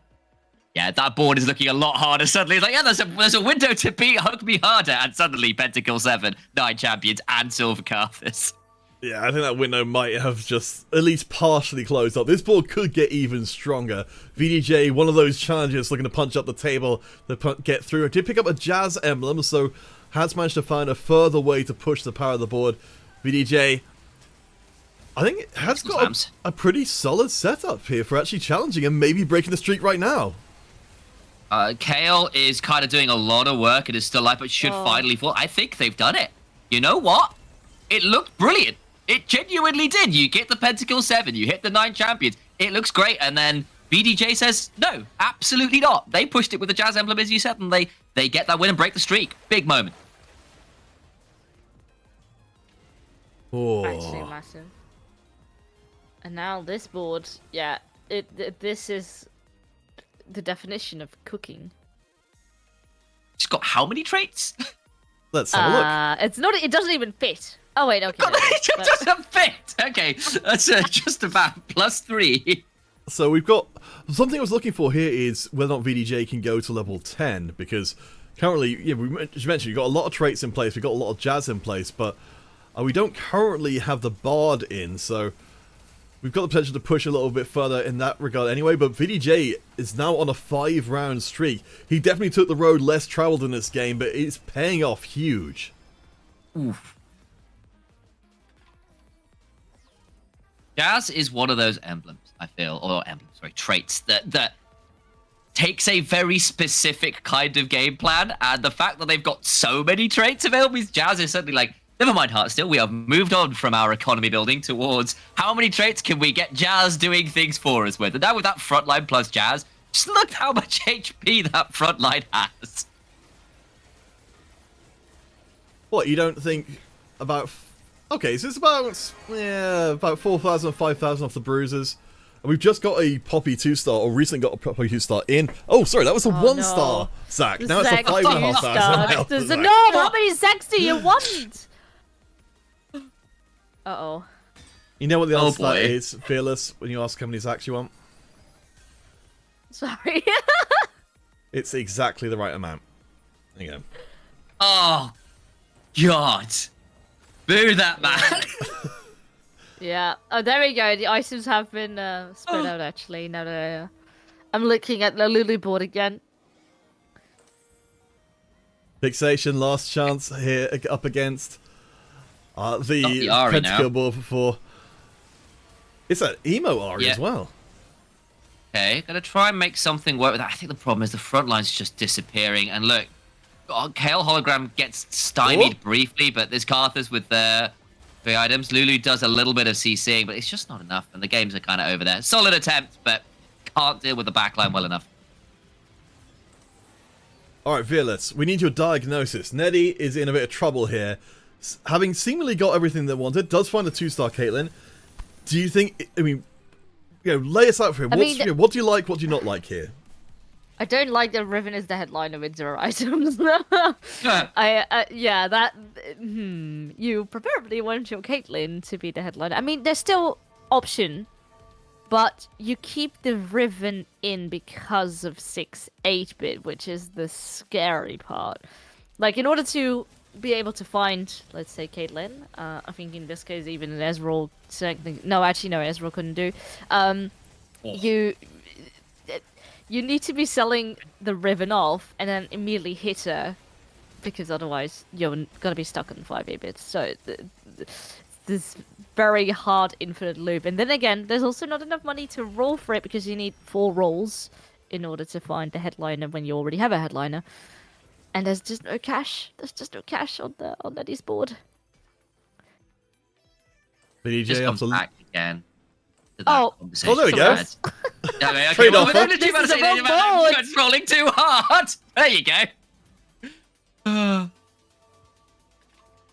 Alright, well, let's take stock of where we are, because it looks like we're actually getting into a situation where we've got a reasonable sort of triangle of death working forwards. VDJ, you know, did lose the previous round, now going to be up against Neddy's Ghost. Let's try and find the non-Ghost board. Hug Me Harder and Neddy. I mean, maybe, Vearless, maybe this is Neddy's board is finally good enough to get the win against Hug Me with the 2-star Caitlyn in play. Oof. The front line shredded to bits, though. 1 ult. Oh, no, not gonna be enough. Oh boy. Alright, do we have anything spicy in this carousel? How many emblems you want? True damage, heart steals. A couple people might abuse that. I mean, Cadia. There's a few solid ones here. I feel like the heart steal might be an angle for some people, but again, true damage, if you can pick it up just for the, honestly, just the additional flat DPS at this point in the game might be really valuable. Yeah, and VDJ decided not to fish for 10 heart steal, though it was potentially on the cards. Honestly, I'm a little disappointed, but understand that it's probably not the best move. The true damage went on the Lucian, I think, there as well. It's only 2 true damage, two true damage trait, but like actually getting that in to make sure your Lucian's doing a little bit more, even just as a straight bronze Lucian. Maybe that's just the additional little bit of DPS you need to try and like break through the front line that's kind of been a bit problematic as it stands. I don't know, Vearless, but for me, I kind of don't like that at all. It's gonna be I don't think it's gonna make a difference here. I would have loved to have seen something for the Riven coming in, but it's just not going to be on the cards. We are very, very close to max stacks of 8-bit, and we'll tick over right at the very tail end. Oh, and wait, this will be the round that Neddy actually wins. True damage Lucian! Let's go! Yeah, you were right, I was wrong. The front line did not enjoy it. The resist didn't work. He did I was not expecting 258 true damage in that round. Oh, the cash. Oh, the cash out is here! I didn't even realize that was the cash out one. Wow. Alright, Okay, Nettie Is just now that won. all it takes? Sell that ribbon. Nah, we can get 3-star ribbon all day. We got unlimited money. Easy Right, peasy. oh, but I feel so much money is being wasted now, and if Lucian? they're still not gonna be hitting. It's just cash. Alright, Nettie's got enough Free money, money. but this is a really good cash out though, because normally you're either Holy almost moly. dead or you're about to win. You don't normally get time to actually work with it. Yeah. Just the thing is, the moment Lucian ults, it's spreading true damage everywhere right now. That cash out is so massive. It's so nuts. It just keeps going. Okay, There we go. Never ending. There we go. No, no, it's still going. It's not. It's still going. What is this? Ah, wow. No, at this It's got point, silver if they find a Lucian? Caitlyn headliner. Wait, if they find a Caitlyn headliner, it's gotta be 3-star. Or just natural 3-star without headliner. That's also fun. What the? I'm so lost. Yes! Yes! Wow. Oh my Okay, well days. now you have your win. Sure thing. Nettie. Happens, I'm not Unbelievable. certain How if much you... money can that thing poop out? I swear to God. I don't know if you lose. I assume you probably don't lose the 8-bit cash out if you drop down from 6 8-bit to 4 8-bit, but I don't know if anyone would ever really try that in case it does break it. Oh wow. Wow. Well, Neddy makes us all feel a bit silly because how much is this working? Yeah. Yes! That's- 3-star that's Alaria is allowing. here! Oh God! Yeah. Okay, this is the most absurd board I have ever. What are you witnessed. looking at? How many Oh tentacles? my God. How many tentacles? It's actually The answer lagging is the in the game. question. It's lagging tentacles. Everything.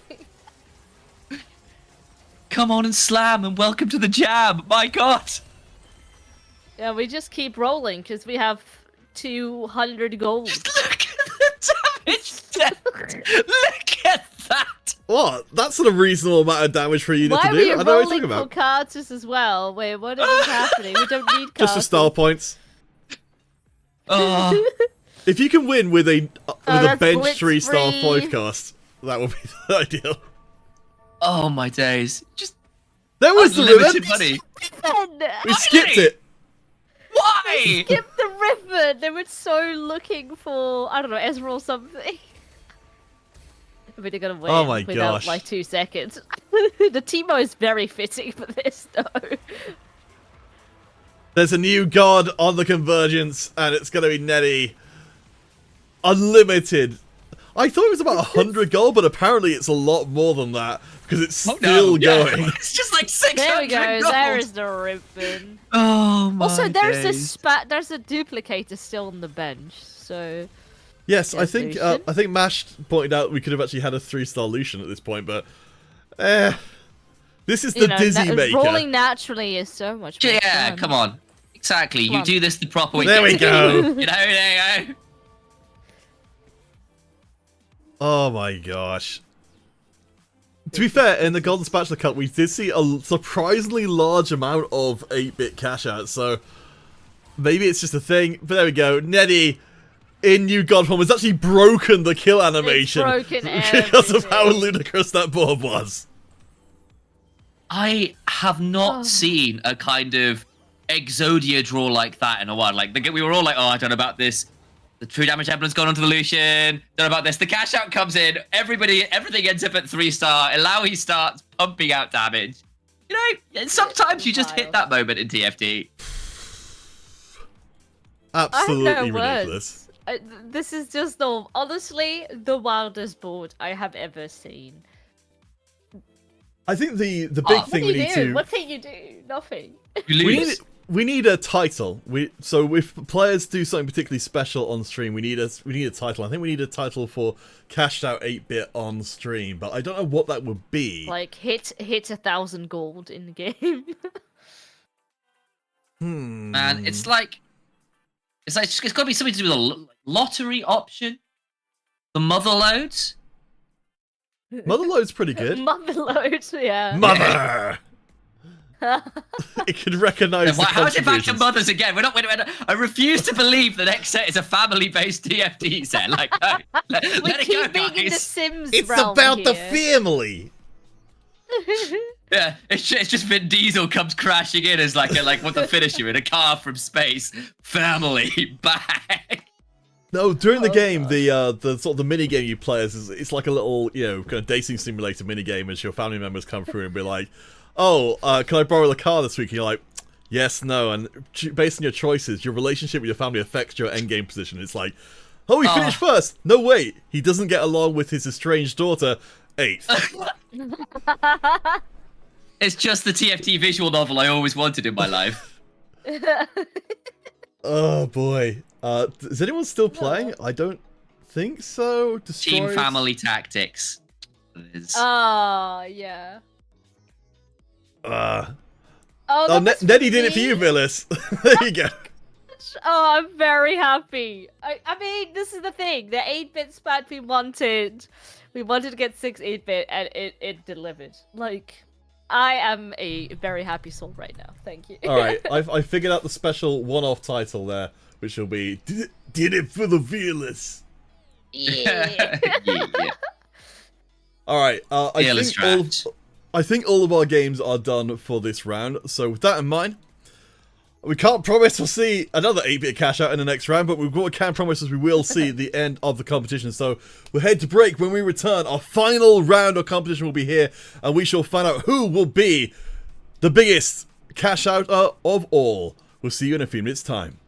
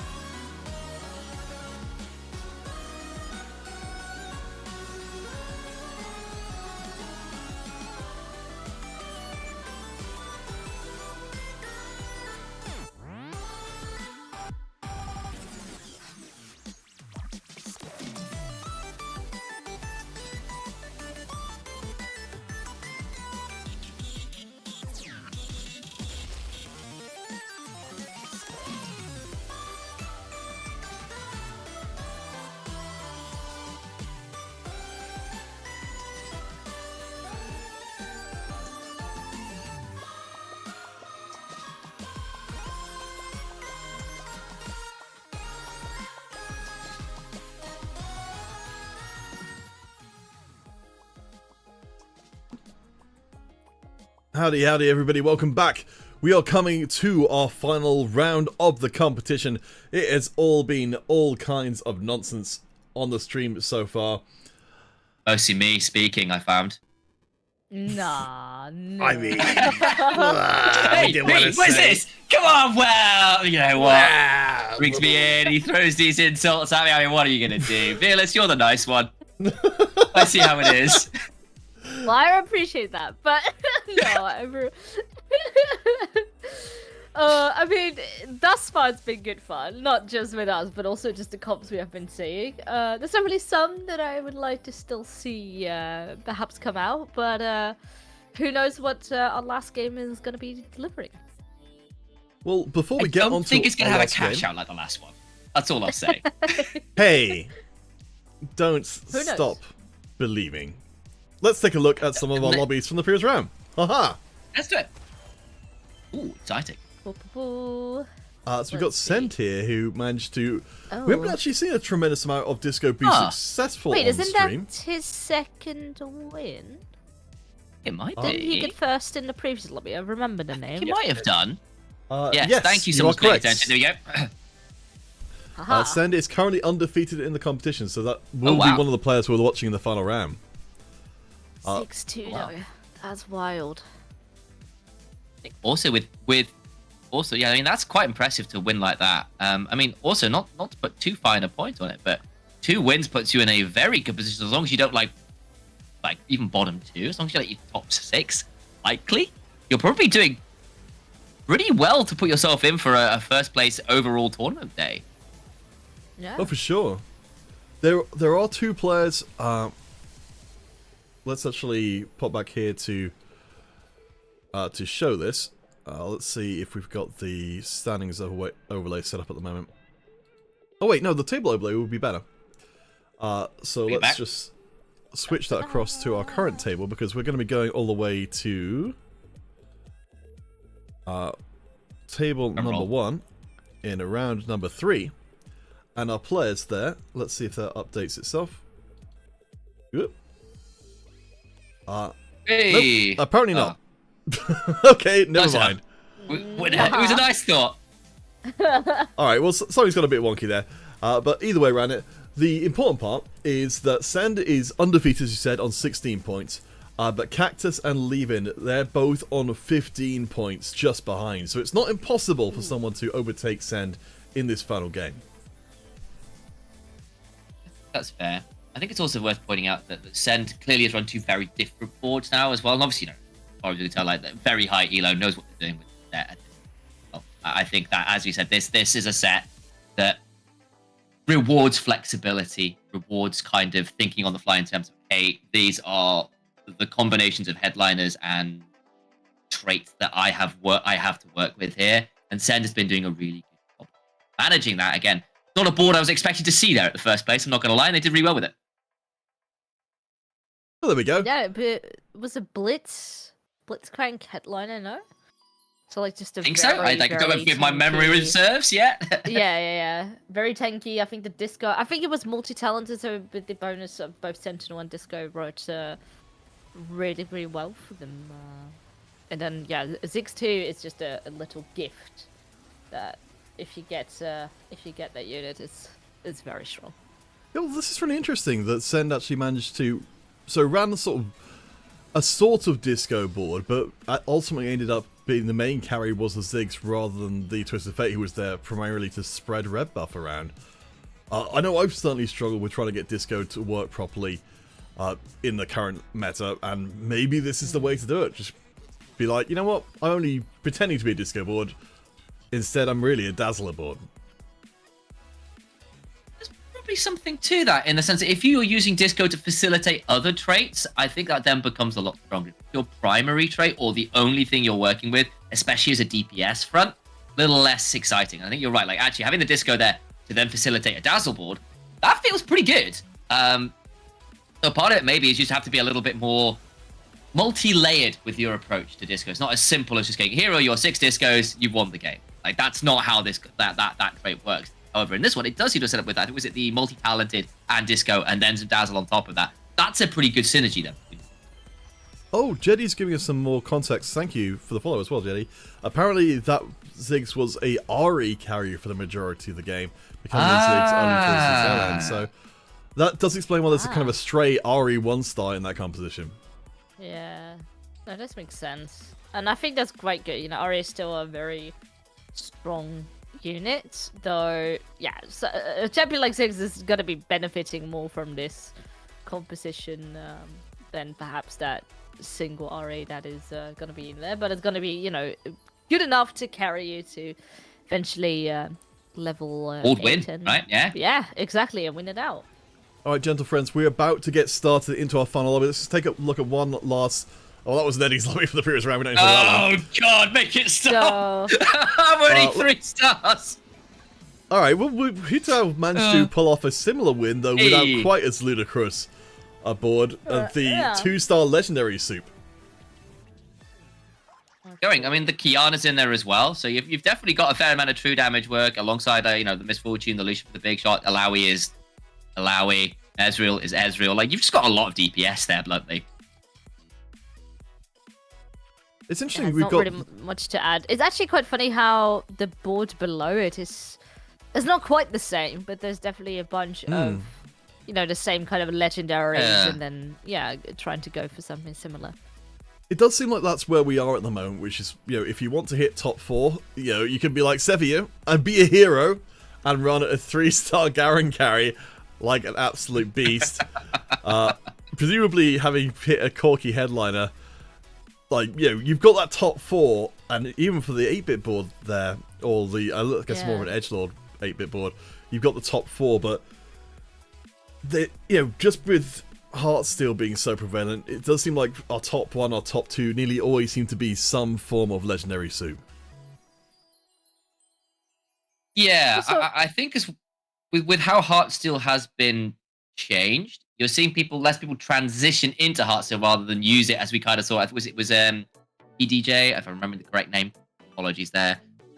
Kind of using it as a sort of lost streak option in the game we just watched, right? To build up that economy, build up the amount of items you're getting, and then use that to get into really dangerous late game positions. And again, we've seen a little bit with the 8-bit cash out in the last game as well. Well, more than a little bit. That was just fountains of gold. It was the Midas touch, but video game style.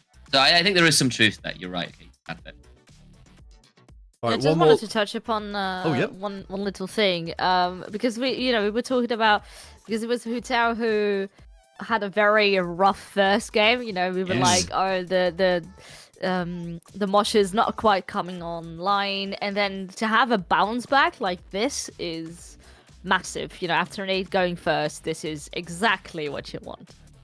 Oh yeah, I mean, it's definitely pushes you up the standings and gets you into a much better headspace for your final game and to end out the tournament. Let's take a look at one more setup as for Levin, who of course was very shyly advocating for himself before, ran a hologram a 3-star Riven board, which is not too shabby at all, taking that to first place. I think this one's more what Vearless was looking for in the last game, actually got the headline Riven with items. Yeah, no, this is the thing that I was technically missing. That was, of course, before the cash out. After the cash out, it all didn't matter anymore. But this is maybe more your, I guess your standard kind of 8-bit variant. It might not be able to buy you happiness, but it can buy you a way out of a lack of a 3-star Riven headliner. Let's see what we can get in this game as we go into our final game of the competition. Our players have chosen the highest of heights, the Prismatic Symphony. Every augment in this game will be prismatic. So our players here at table 1 will be pushed to the limit. Suddenly augment value gets incredibly high, right? Because everything is prismatic. If you end up with augments that don't actually fit your champions very well and other people do, the discrepancy in value gets so much higher. It's like, I have 3 prismatic augments that synergize incredibly well with my composition versus I have got the bargain bucket of prismatic augments. That feels really bad. Damn, that's a lot of Tom Kench in the shop. I mean, the game's telling you something, isn't it? Exactly. Well, selling the Nami and then boom. Yeah, you're going to be a country star. Unbenched Kench. I mean, I don't genuinely the don't know amphibian if will make you face Oblivion. It's all coming together. I think I would be very upset if Jose Frock doesn't manage to get something, or Joseph Frock doesn't manage to get anything that allows for this country boards to really thrive. But I think you're right, talking about this before, these first augments coming in are going to be so shaping for the rest of the game, these first components as well, to see if anyone has got a start that can really ride them through the early game well. Well, maybe you don't need augments when you just roll Palm Kench and then add it times X at the end of that one, because just unlimited Toms to begin the game with is not a bad starting point. And even if you don't end up with the country, even just getting some early bruises isn't a bad thing. We've seen actually a little bit of frontline in those early mid-game stages can be valuable. So if you do need to flex it that way, that's another possibility. Well, time for first augment, new recruit. Just gives you an extra slot when you're bored. Sometimes can be really good, but it's gonna be the shopping spree, Damn. yes. yeah, exactly. Oh, damn, my brain just let me down once again. I was like, I just saw it on my screen. It took me a yeah, long time shopping. to get my head around shopping spree as well, because it just is trade sector but shinier. Yeah, Ah. exactly. Is it shiny enough though? What's your take on it, Pete? You say obviously took you a little while to get your head around it. Are you a fan? Good.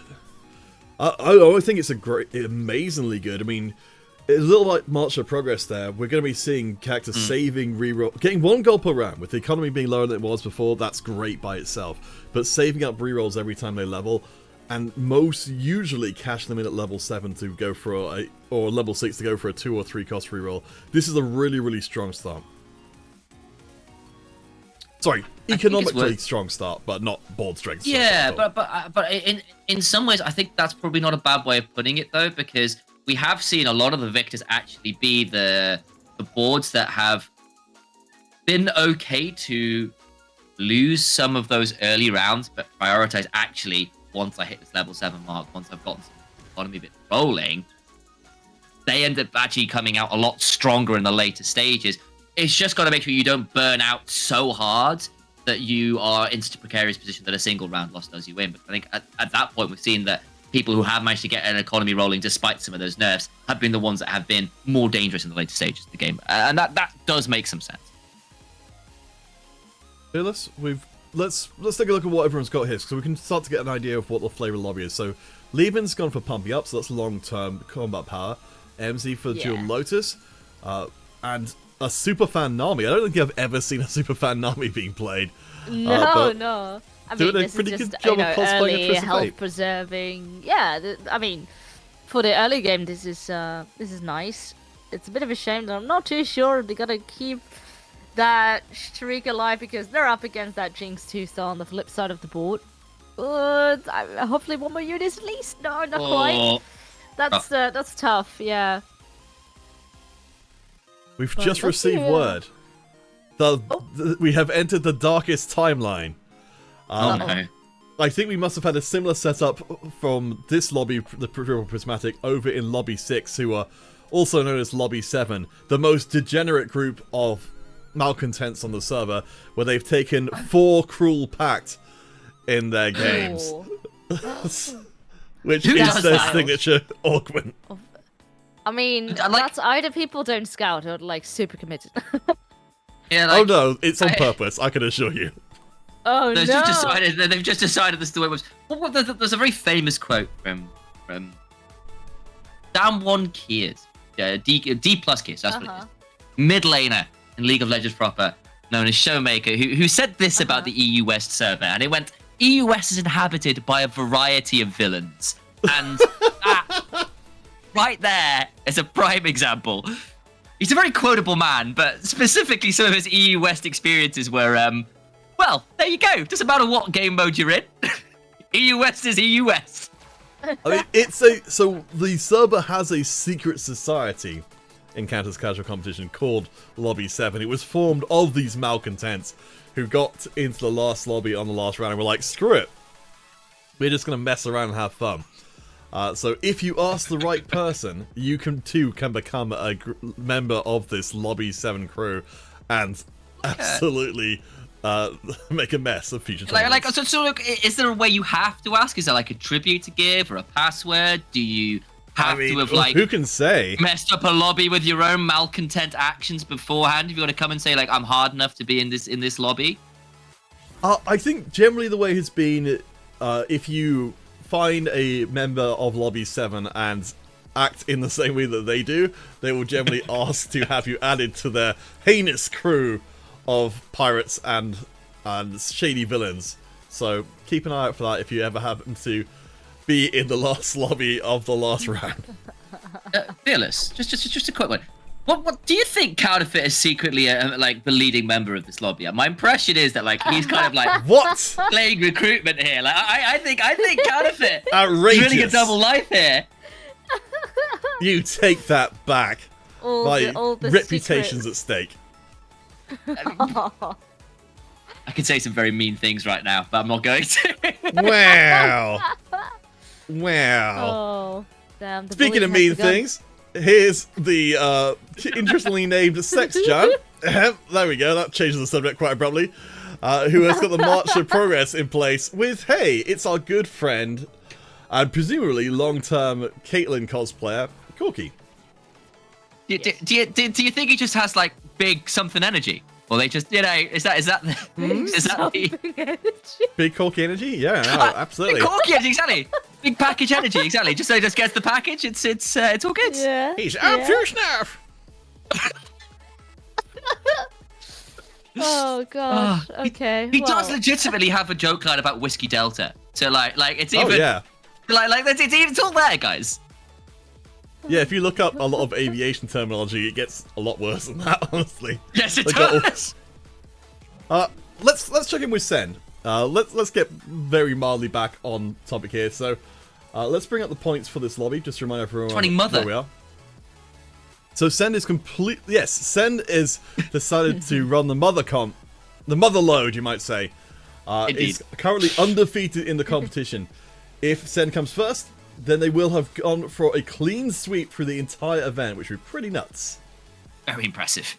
Oops. we have sniper focus currently on the Gnar, but this is helping him out, and Big Ton has him as that headliner. For the time being, this is in a really good spot.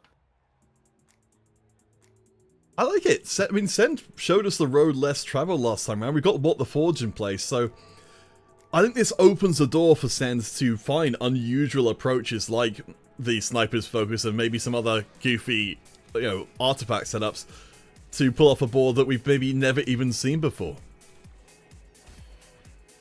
Yeah, and I think that's what Send has shown us is actually that creativity that we've been praising just quite a lot today generally. And obviously Mosha we saw an attempt at in the first set or the first round. There we go. And it didn't quite work out. Remember that was Hutao who tried it and didn't quite get it online. But if you can get Mosha working with all that Omnivamp going, if you've got something like Pentakill to go with it, I can see that combo being nice. You know what? Pentakill really loves Omnivamp to go with all the kill resets and attack speed up you're going. Imagine trying to kill a Yorick or a Kayle or a Karthus who's got massive Omnivamp on top of everything else. The Urgot as well in this time as well. And Urgot, as we've said, one of the champs we haven't seen too much of today, but we know how much that can work. So coming into stage 3, we've got Etz on a Mosha board as well, however temporarily, on a win streak, and Neddy as well. So they both managed to keep their streaks the entirety of the way through stage 2. Bear in mind, this is a lobby with Prismatics in play the whole way through, so an early advantage could really spiral out of control. Also, I was looking at IM characters, the board. No, I'm not too sure, but the itemization on Senna smells a lot like a Senna reroll. Couldn't quite catch the rest of the board just yet, but oh well, there is an option to go for Prismatic. Take it. Potentially Twin. Twin Terror is quite a lot. I haven't seen it work. Okay. With, what did they go for? They've gone for Wellness Trust. Yeah. I mean, first, when you've already got the initial augment, you got that kind of just doubles down on it a little bit. I think level 7 is going to be huge dividends if they can get there in a relatively decent spot. Okay. So the only issue for Cactus here is we'll need to keep above or around 40 gold or so to be getting the benefit from Wellness Trust. It is a little bit better. Oh, there we go. That's exactly what the doctor ordered. You're okay with rolling below it for that? Let's be real. Oh. Not quite. It's going to be tempting here to blow more money to try and hit the 3-star, but right now Cactus is on a pretty substantial loss streak, so they're not necessarily feeling the pinch completely as of yet. Loss streak's over. KO. And ironically, it's up against another Senna. This is, I mean, look at the items. That's not a true Senna, that's just an item holder for the time being. But that's nice. So 40 gold now. I think at this moment you just want to stay as is. Hopefully you can win your next round as well. Get to 50 and then roll for that very last Senna. But being this close already, not bad. You're already at true damage 4 as well, so you're feeling pretty good about that. And as we've seen, there are some washers and slightly bruisery boards around and about, so true damage always feels good into that because your resists mean nothing to true damage, as is generally the way of it. And if you can continue to make sure this Senna is a real threat, you're a Senna off that, are really good position here, I think. Up against Sexjan, one of the other players on low HP, almost identical HP, though we can see that, of course, the Heartsteel will allow for a pretty big cash out. So Cactus actually struggling a little bit more with the Heartsteel board than they would like to. Will not be able to get a streak going either way, and I think that may have actually broken Sex Giant's streak as well. Both people not particularly pleased.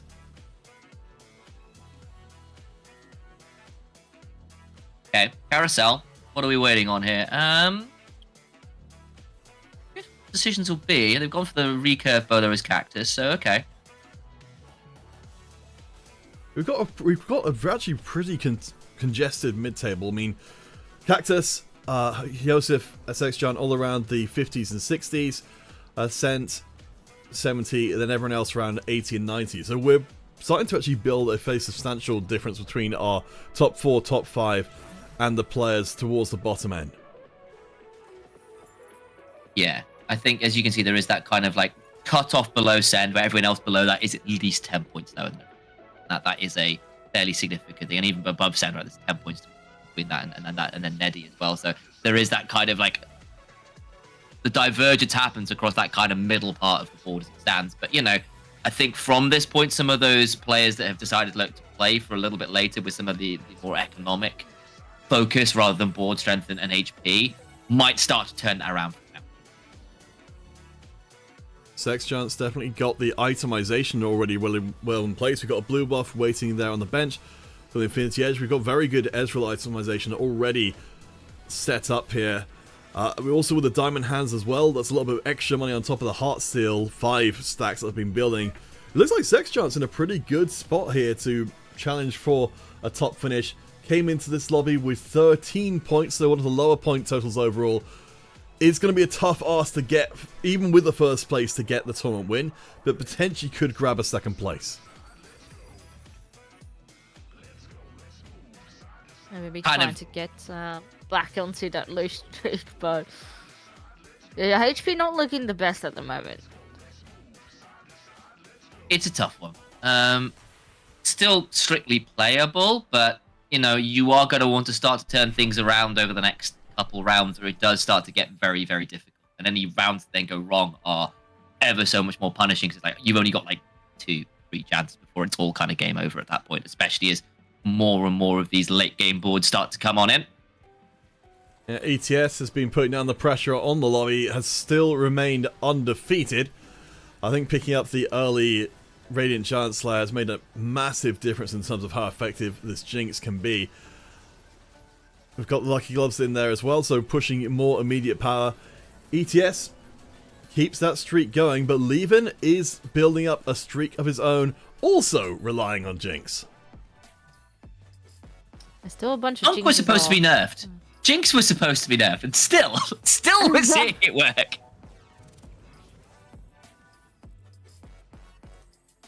Sorry, Phyllis, you're going to say?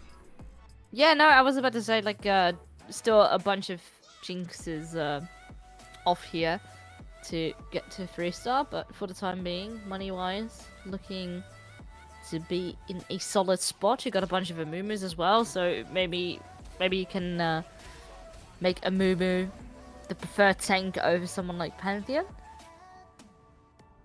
Yeah, I'd like to see that as well. I mean, if we compare ETS and Levin, the 2 win-streaking players, ETS has got Jinx in here, I think, just as a item carrier, and conveniently is also very mildly slowing down Levin's approach. Levin is very close to putting together the genuine article, the punk board, Not with a Punk headliner, but without a Punk spatula, the rapid fire version of Jinx is very, very powerful by herself. Ooh, got it. Yeah. Guess they'll level up to 6 as well, because they were on 5 for a while there. They've got gold Jinx. They've got 6 champs on board. You're feeling pretty okay now, Steve. You were already streaking before this. No, it's just the economy that's down the bin. Just 5 gold. You have to sort of be stable enough in order to slowly go back up to 50 gold. And that, while, I mean, Levin is definitely in a good spot HP-wise. So that in itself is helping.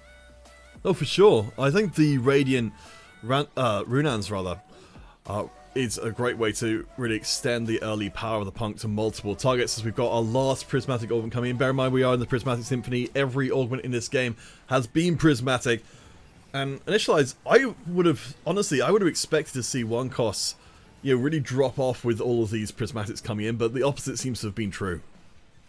Yeah, I wonder whether people have just decided that actually, because we got these augments, if I can roll towards a really strong one-cost comp to begin with, I can kind of leverage it to a really scary point earlier on, because actually I'm just online faster than other people who've waited for it, especially considering how potent those Prismatics can be. And I think there is a line to be taken there. And sometimes it's also just, well, not to be funny, this is just like, this is what we got to work with, so here we are. And it might change as the game goes on, because you can always transition out to something more of a 4-cost carry or whatever later on. So we shall see, and that might be the point now as we start maybe transitioning as the third Prismatics in, as we are starting to get towards that kind of 8 champion mark on the horizon, that might start becoming more of a viable option. 5. 4. Well, Levin, yeah. Levin did take the binary airdrop as his last augment, which presumably is intended to try and extend this win streak a little bit further by getting, these 3 costs or 3 item carries online as soon as possible. Unfortunately, it won't be applying to Jinx because she's already got the 3 items in place, and currently only to the Amumu.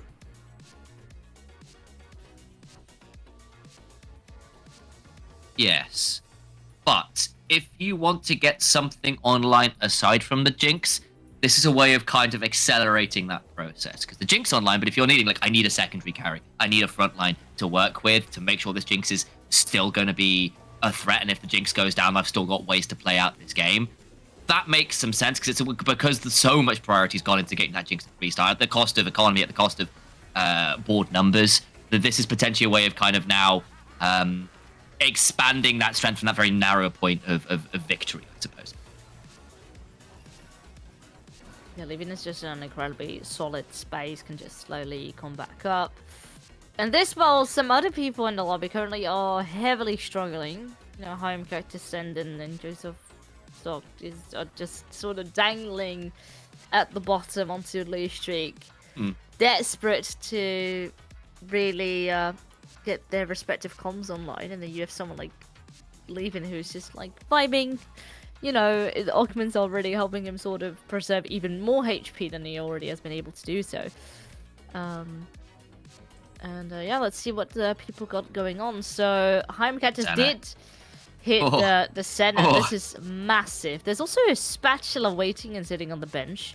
Are we going to see 9 true damage? Is it I'm not time? sure. I think they picked up a rod to maybe get KDA in instead. Because usually, yeah, you would play with an Ari, but then, like, Ari is good. Of course, you eventually would want... Oh, wait, no, there is an Akali already. Then what do you do with the spat?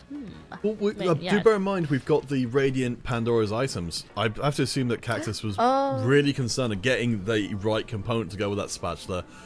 Presumably to get the true damage Ari in, because that true damage Ari is surprisingly powerful. Yeah, you think, when you've got center on the board, you'd imagine it would be Rapid Fire who would be the right choice, say a Caitlyn. But Ari does absolute work with that extra burst of damage. Big time. And as you were kind of talking about earlier, you said, look, you were saying you really like center comps into a lot of clumped comps. And we have seen, like, at least earlier, was a lot of people trying for the Mosh comps. And I think Sender's regretting that now, because he's now at 5 HP. And something like the center, playing into that feels really good. if you can get that true damage to go on the RE that's silver, you're feeling like you've got a secondary carry. The F sword, true damage in, you called it 7 true damage.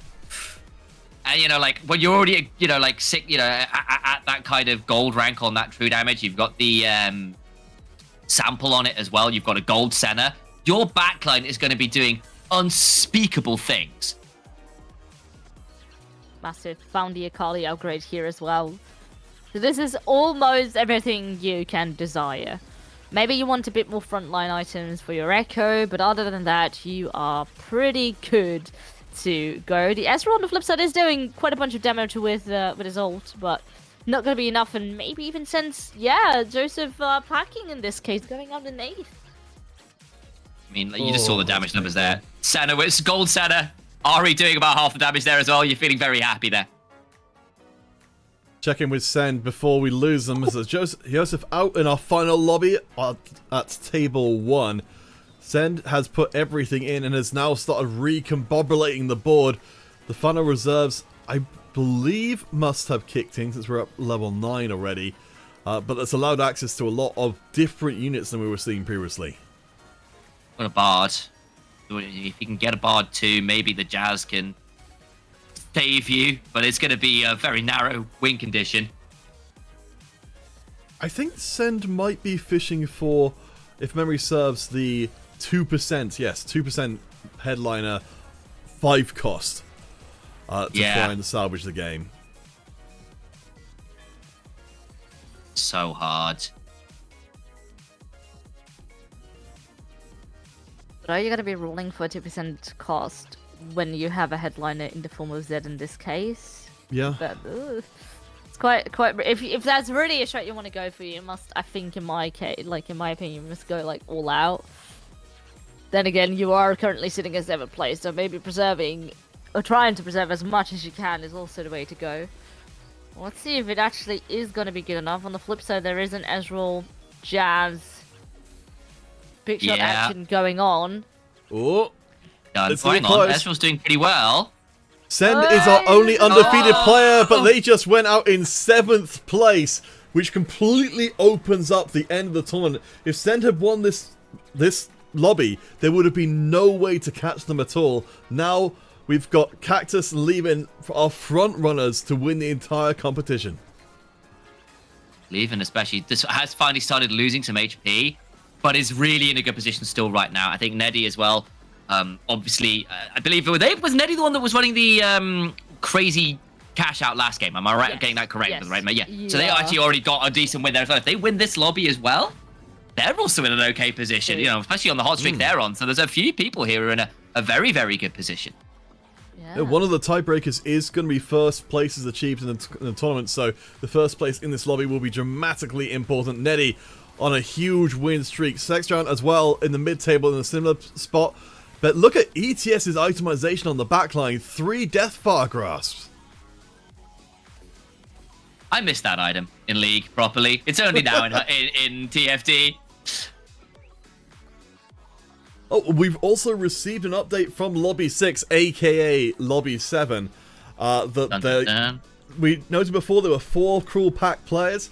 Now there are 4 Cruel Pack players, but there are now 3 less non-Cruel Pack players. Apparently, they can coexist together. What dark magic is this? Oh boy. Lobby 6.5. Round up to 7.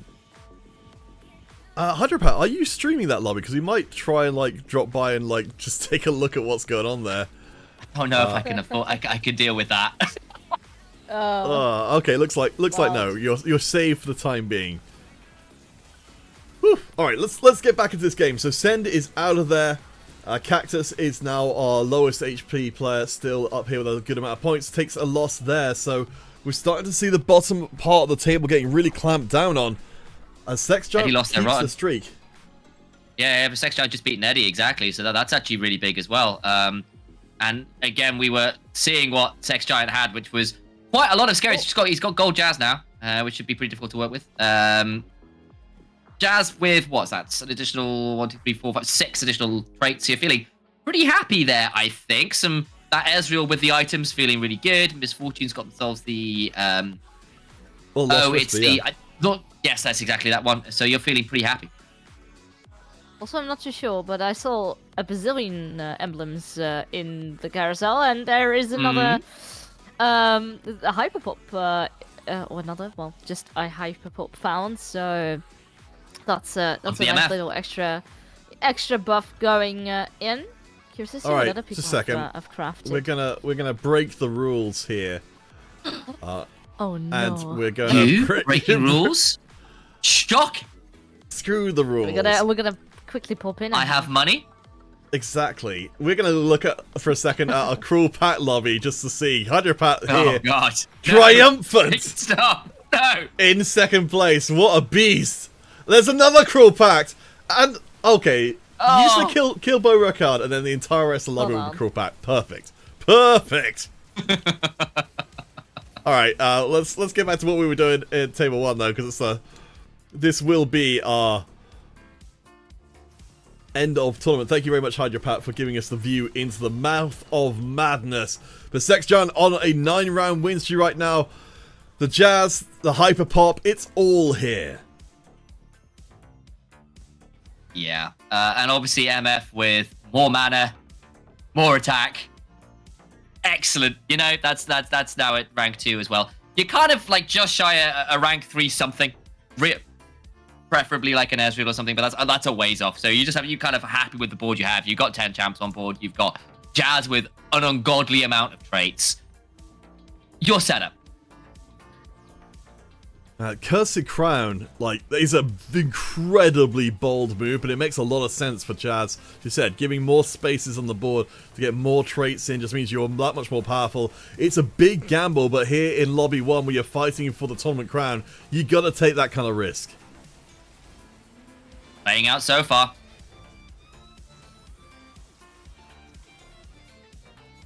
So Cactus is nearly gone. Let's do another quick reminder of our points overall, because this is going to matter a lot as to how this one turns out. So Send, out in 8th place, will no longer be able to win the competition, almost certainly. No, sorry, in 7th place, my apologies. So 7, so a little better, but still rough. So Cactus and Leavin are leading with 15 points, MZ with 14, then Nettie and Sexjant on 13, and ETS are least likely to win, with just 12 points overall, which would put them up to 20 total. We won't try and do too much more maths on stream because I know it gets a little confusing. Let's just to say again, Cactus and Leavin are front runners. If they can win, they can take home the championship. It's a very Cactus here, exciting, though. lobby.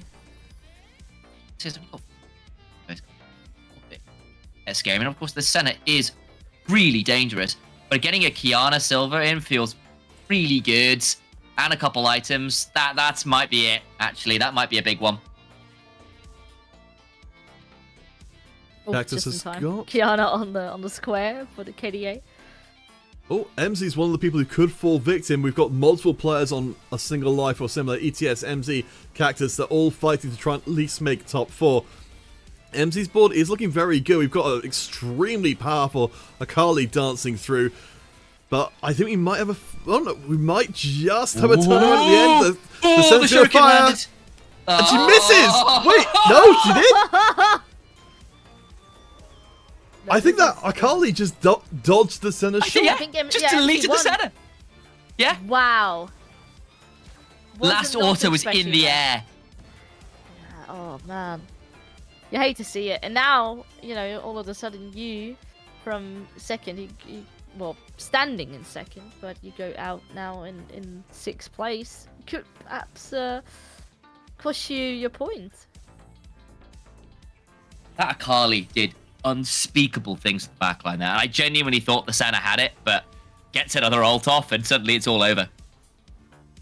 Oh boy, I love the double-handed justice as well there. That's a red buff for, for the long-term play, and also the Archangels. This is definitely a KDA board built to run out these long rounds and eventually win across by just sheer force of scaling. Up against the Ghost in this round, so we'll see if we can catch up with Leavin, who is, as we pop in, getting nailed down by Sexjan, who's still on the win streak.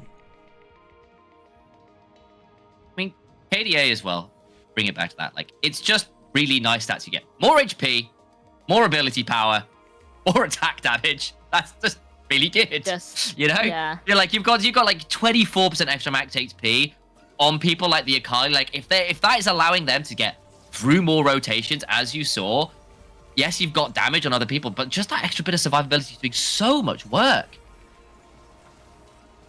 The double hodge as well. This is it's a near to unbreakable board. The double emblem is helping a ton here, getting that synergy online. Also giving therefore the buff to Echo, because KDA gets a double, so in this case, Echo being a really solid frontline unit. Yeah, this is just pretty much everything you desire, but you are on 16 HP, and are you going to be cutting it against Neddy, who has a very, very solid board on the flip side, and, well, the Kali this time around can't quite give it up, but they're still alive. Top 3 at least. I think a big thing here for MZ is that she did have the... You mentioned the Akali, you mentioned the Ari already, but one unit that's not itemized yet is the Sona, who's a 2-star, but without any items at all, she's not contributing nearly as much as she should be. This would help. Getting yourself that Archangel / Seraphs will be a big deal potentially to put onto. I suspect that'll go onto the Sona right now. We'll keep our eyes on that. That might be what you need to just try and keep people ahead. I mean, you could potentially put on the Seraphine as well, I guess, but... Oh, the Ziggs. Okay. I didn't even clock the Ziggs fair enough. enough. Yeah, fair enough. Ziggs with items. Again, excellent choice. You mean, like, that's something that, Vearless, you were saying, like, Ziggs is just really good, period. So, items on that are good. Sex Giant still undefeated, hits the 2-star Lucian just before the round begins. Oh no! If somebody was going to be in trouble before, we'll see if the Ziggs can make the difference here, because he will be scaling up during the round, but maybe MZ's gone a little too hard into the scaling with this much damage coming through. Ari gets nailed up to half health immediately, but she's still alive. The Akali is dancing through. I think MZ might actually get away with this one. Oh, that was... I thought that Ezreal might have just done it, but yeah, you're right. It's not going to be quite enough. It gets another Let's Bounce here, does the Zac, but I don't think there's quite enough. Unless Zac? Nah. Surely not. Nah. Surely not. Nah. Only that. That Sex Giant streak broken, and that's been an incredibly long streak. So now, who knows what's gonna be up in the air? MZ finding a little clutch moment to hang on for dear life. Though, Neddy's gonna be facing this Giant here. I'm sorry, I'd still enjoy the little legends coming over to say hi to each other. I know. Hi. Alright, Neddy. Guard Diver 4 is an interesting choice here as well, because they're kind of like that kind of like exit stun can be really big into stopping something like a Caitlyn or the Ezreal in the backline. And we can see there some Sex Giant's Ezreal. It's crucial whether or not he actually jumps into one of the corners and gets stunned. In this case, he doesn't at the right time, which means he's up and firing. The Jhin is very powerful, but he's not quite there. Then he takes the L. MZ takes the win. We are narrowing in on our tail end here. It's just very tight. Oh, Sex Giant did find a What? free. Oh, well, this is Oh my days. Yeah. That one, do you remember how close it was to the Zac 1v2ing at the end? Like, that Zac is a big boy. A large lad, you might say. Yeah. Absolute unit. So he's coming into next rounds with the shielding. 7,000 base health goes about 9,000 with the shield on top of that from the Crown Guard. That is absolutely revolting. Yeah, what other upgrade you want to see if you could find?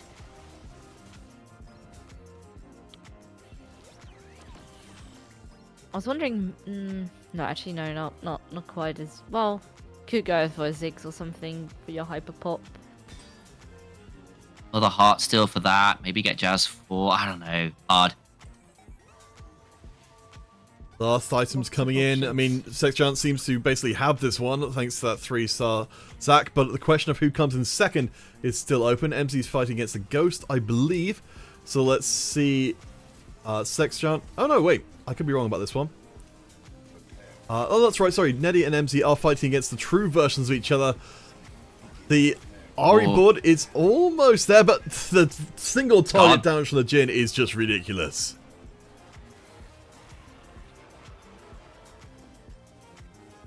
MZ's out.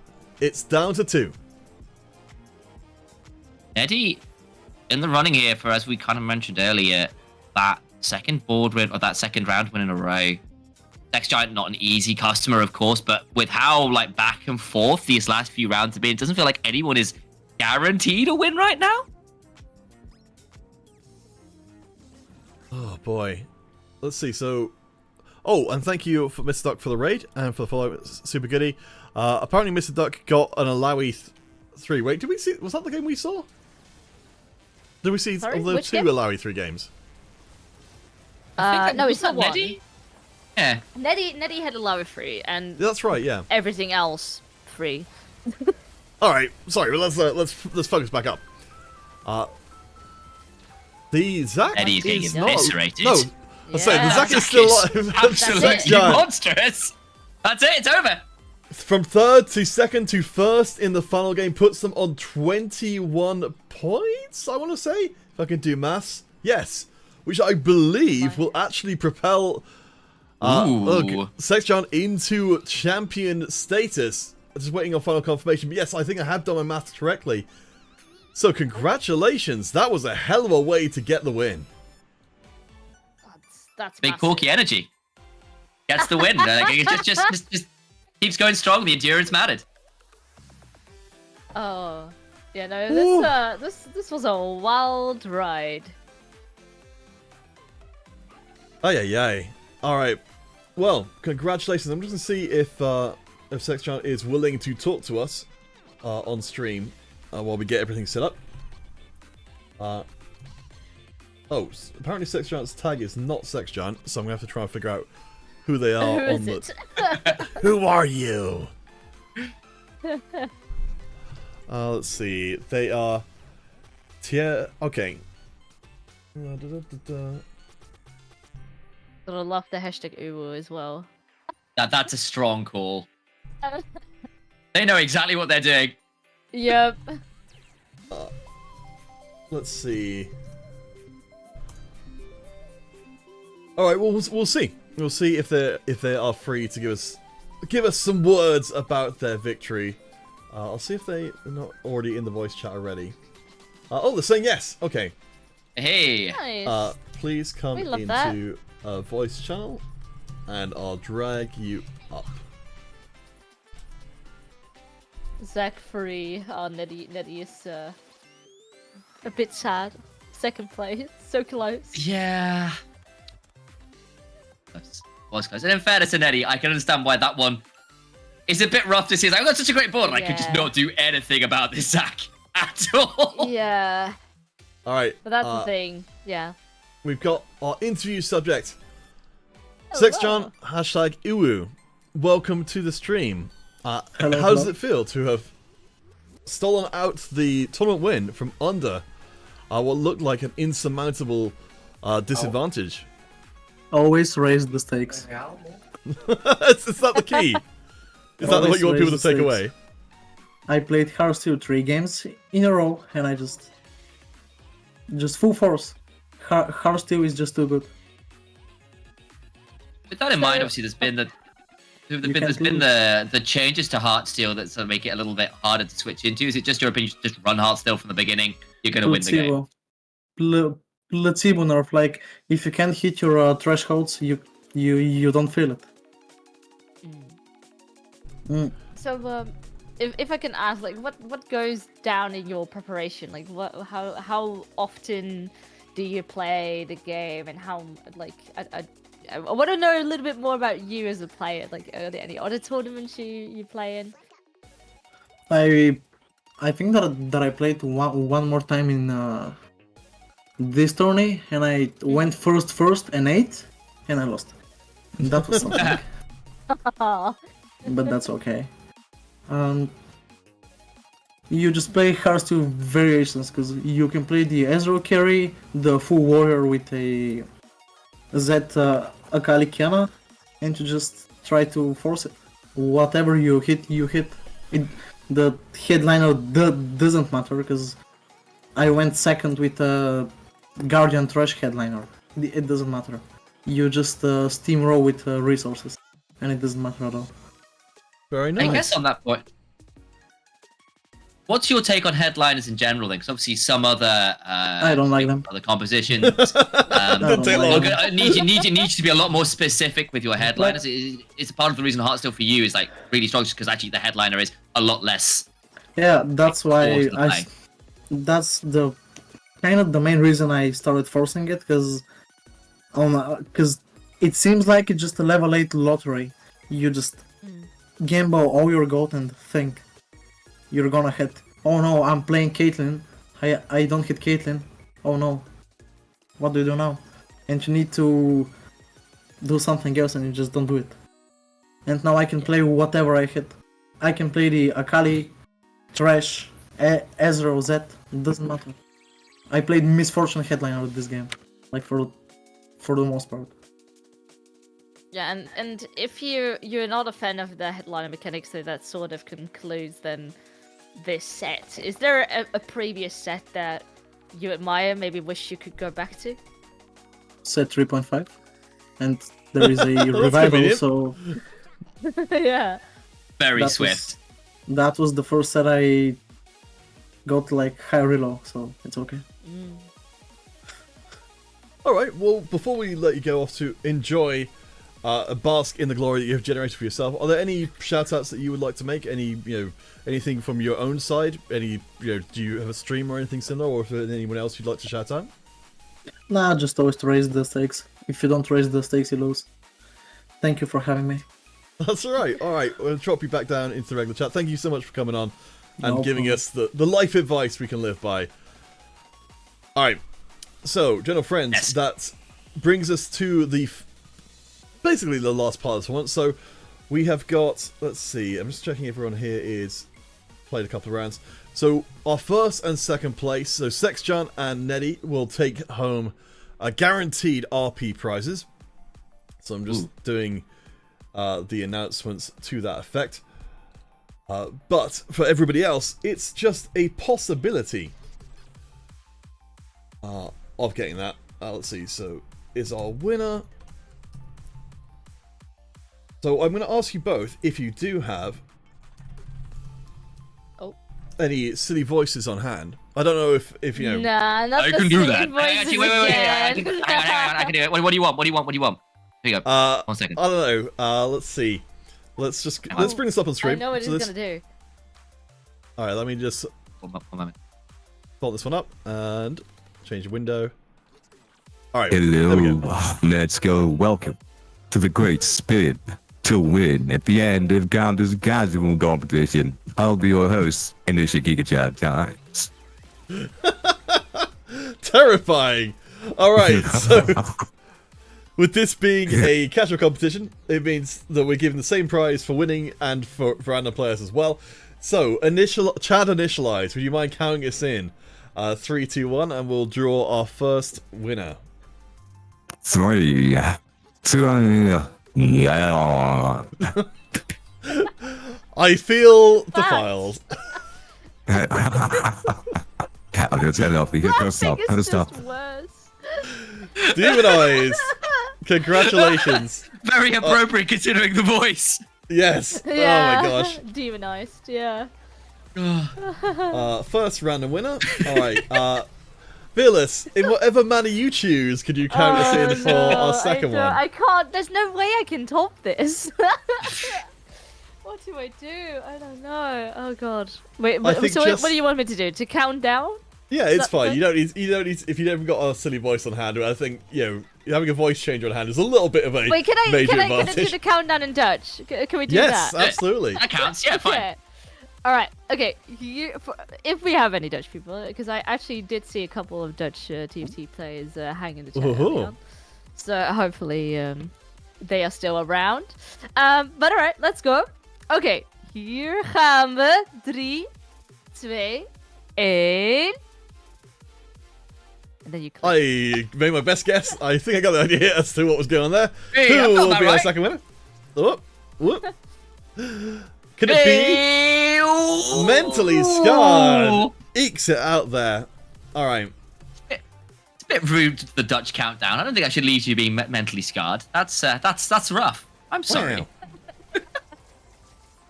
Wow. Let's see. What's Mentally Scarred is aka... Oh, it's Mike, AoE 2. So Mike is able to introduce Age of Empires into the tournament overall, which we played a fair bit. How many monks do they run in TFT? Do they try and convert enemy units? How much is Woolulu spammed in chat? I mean, let's just say more than a few.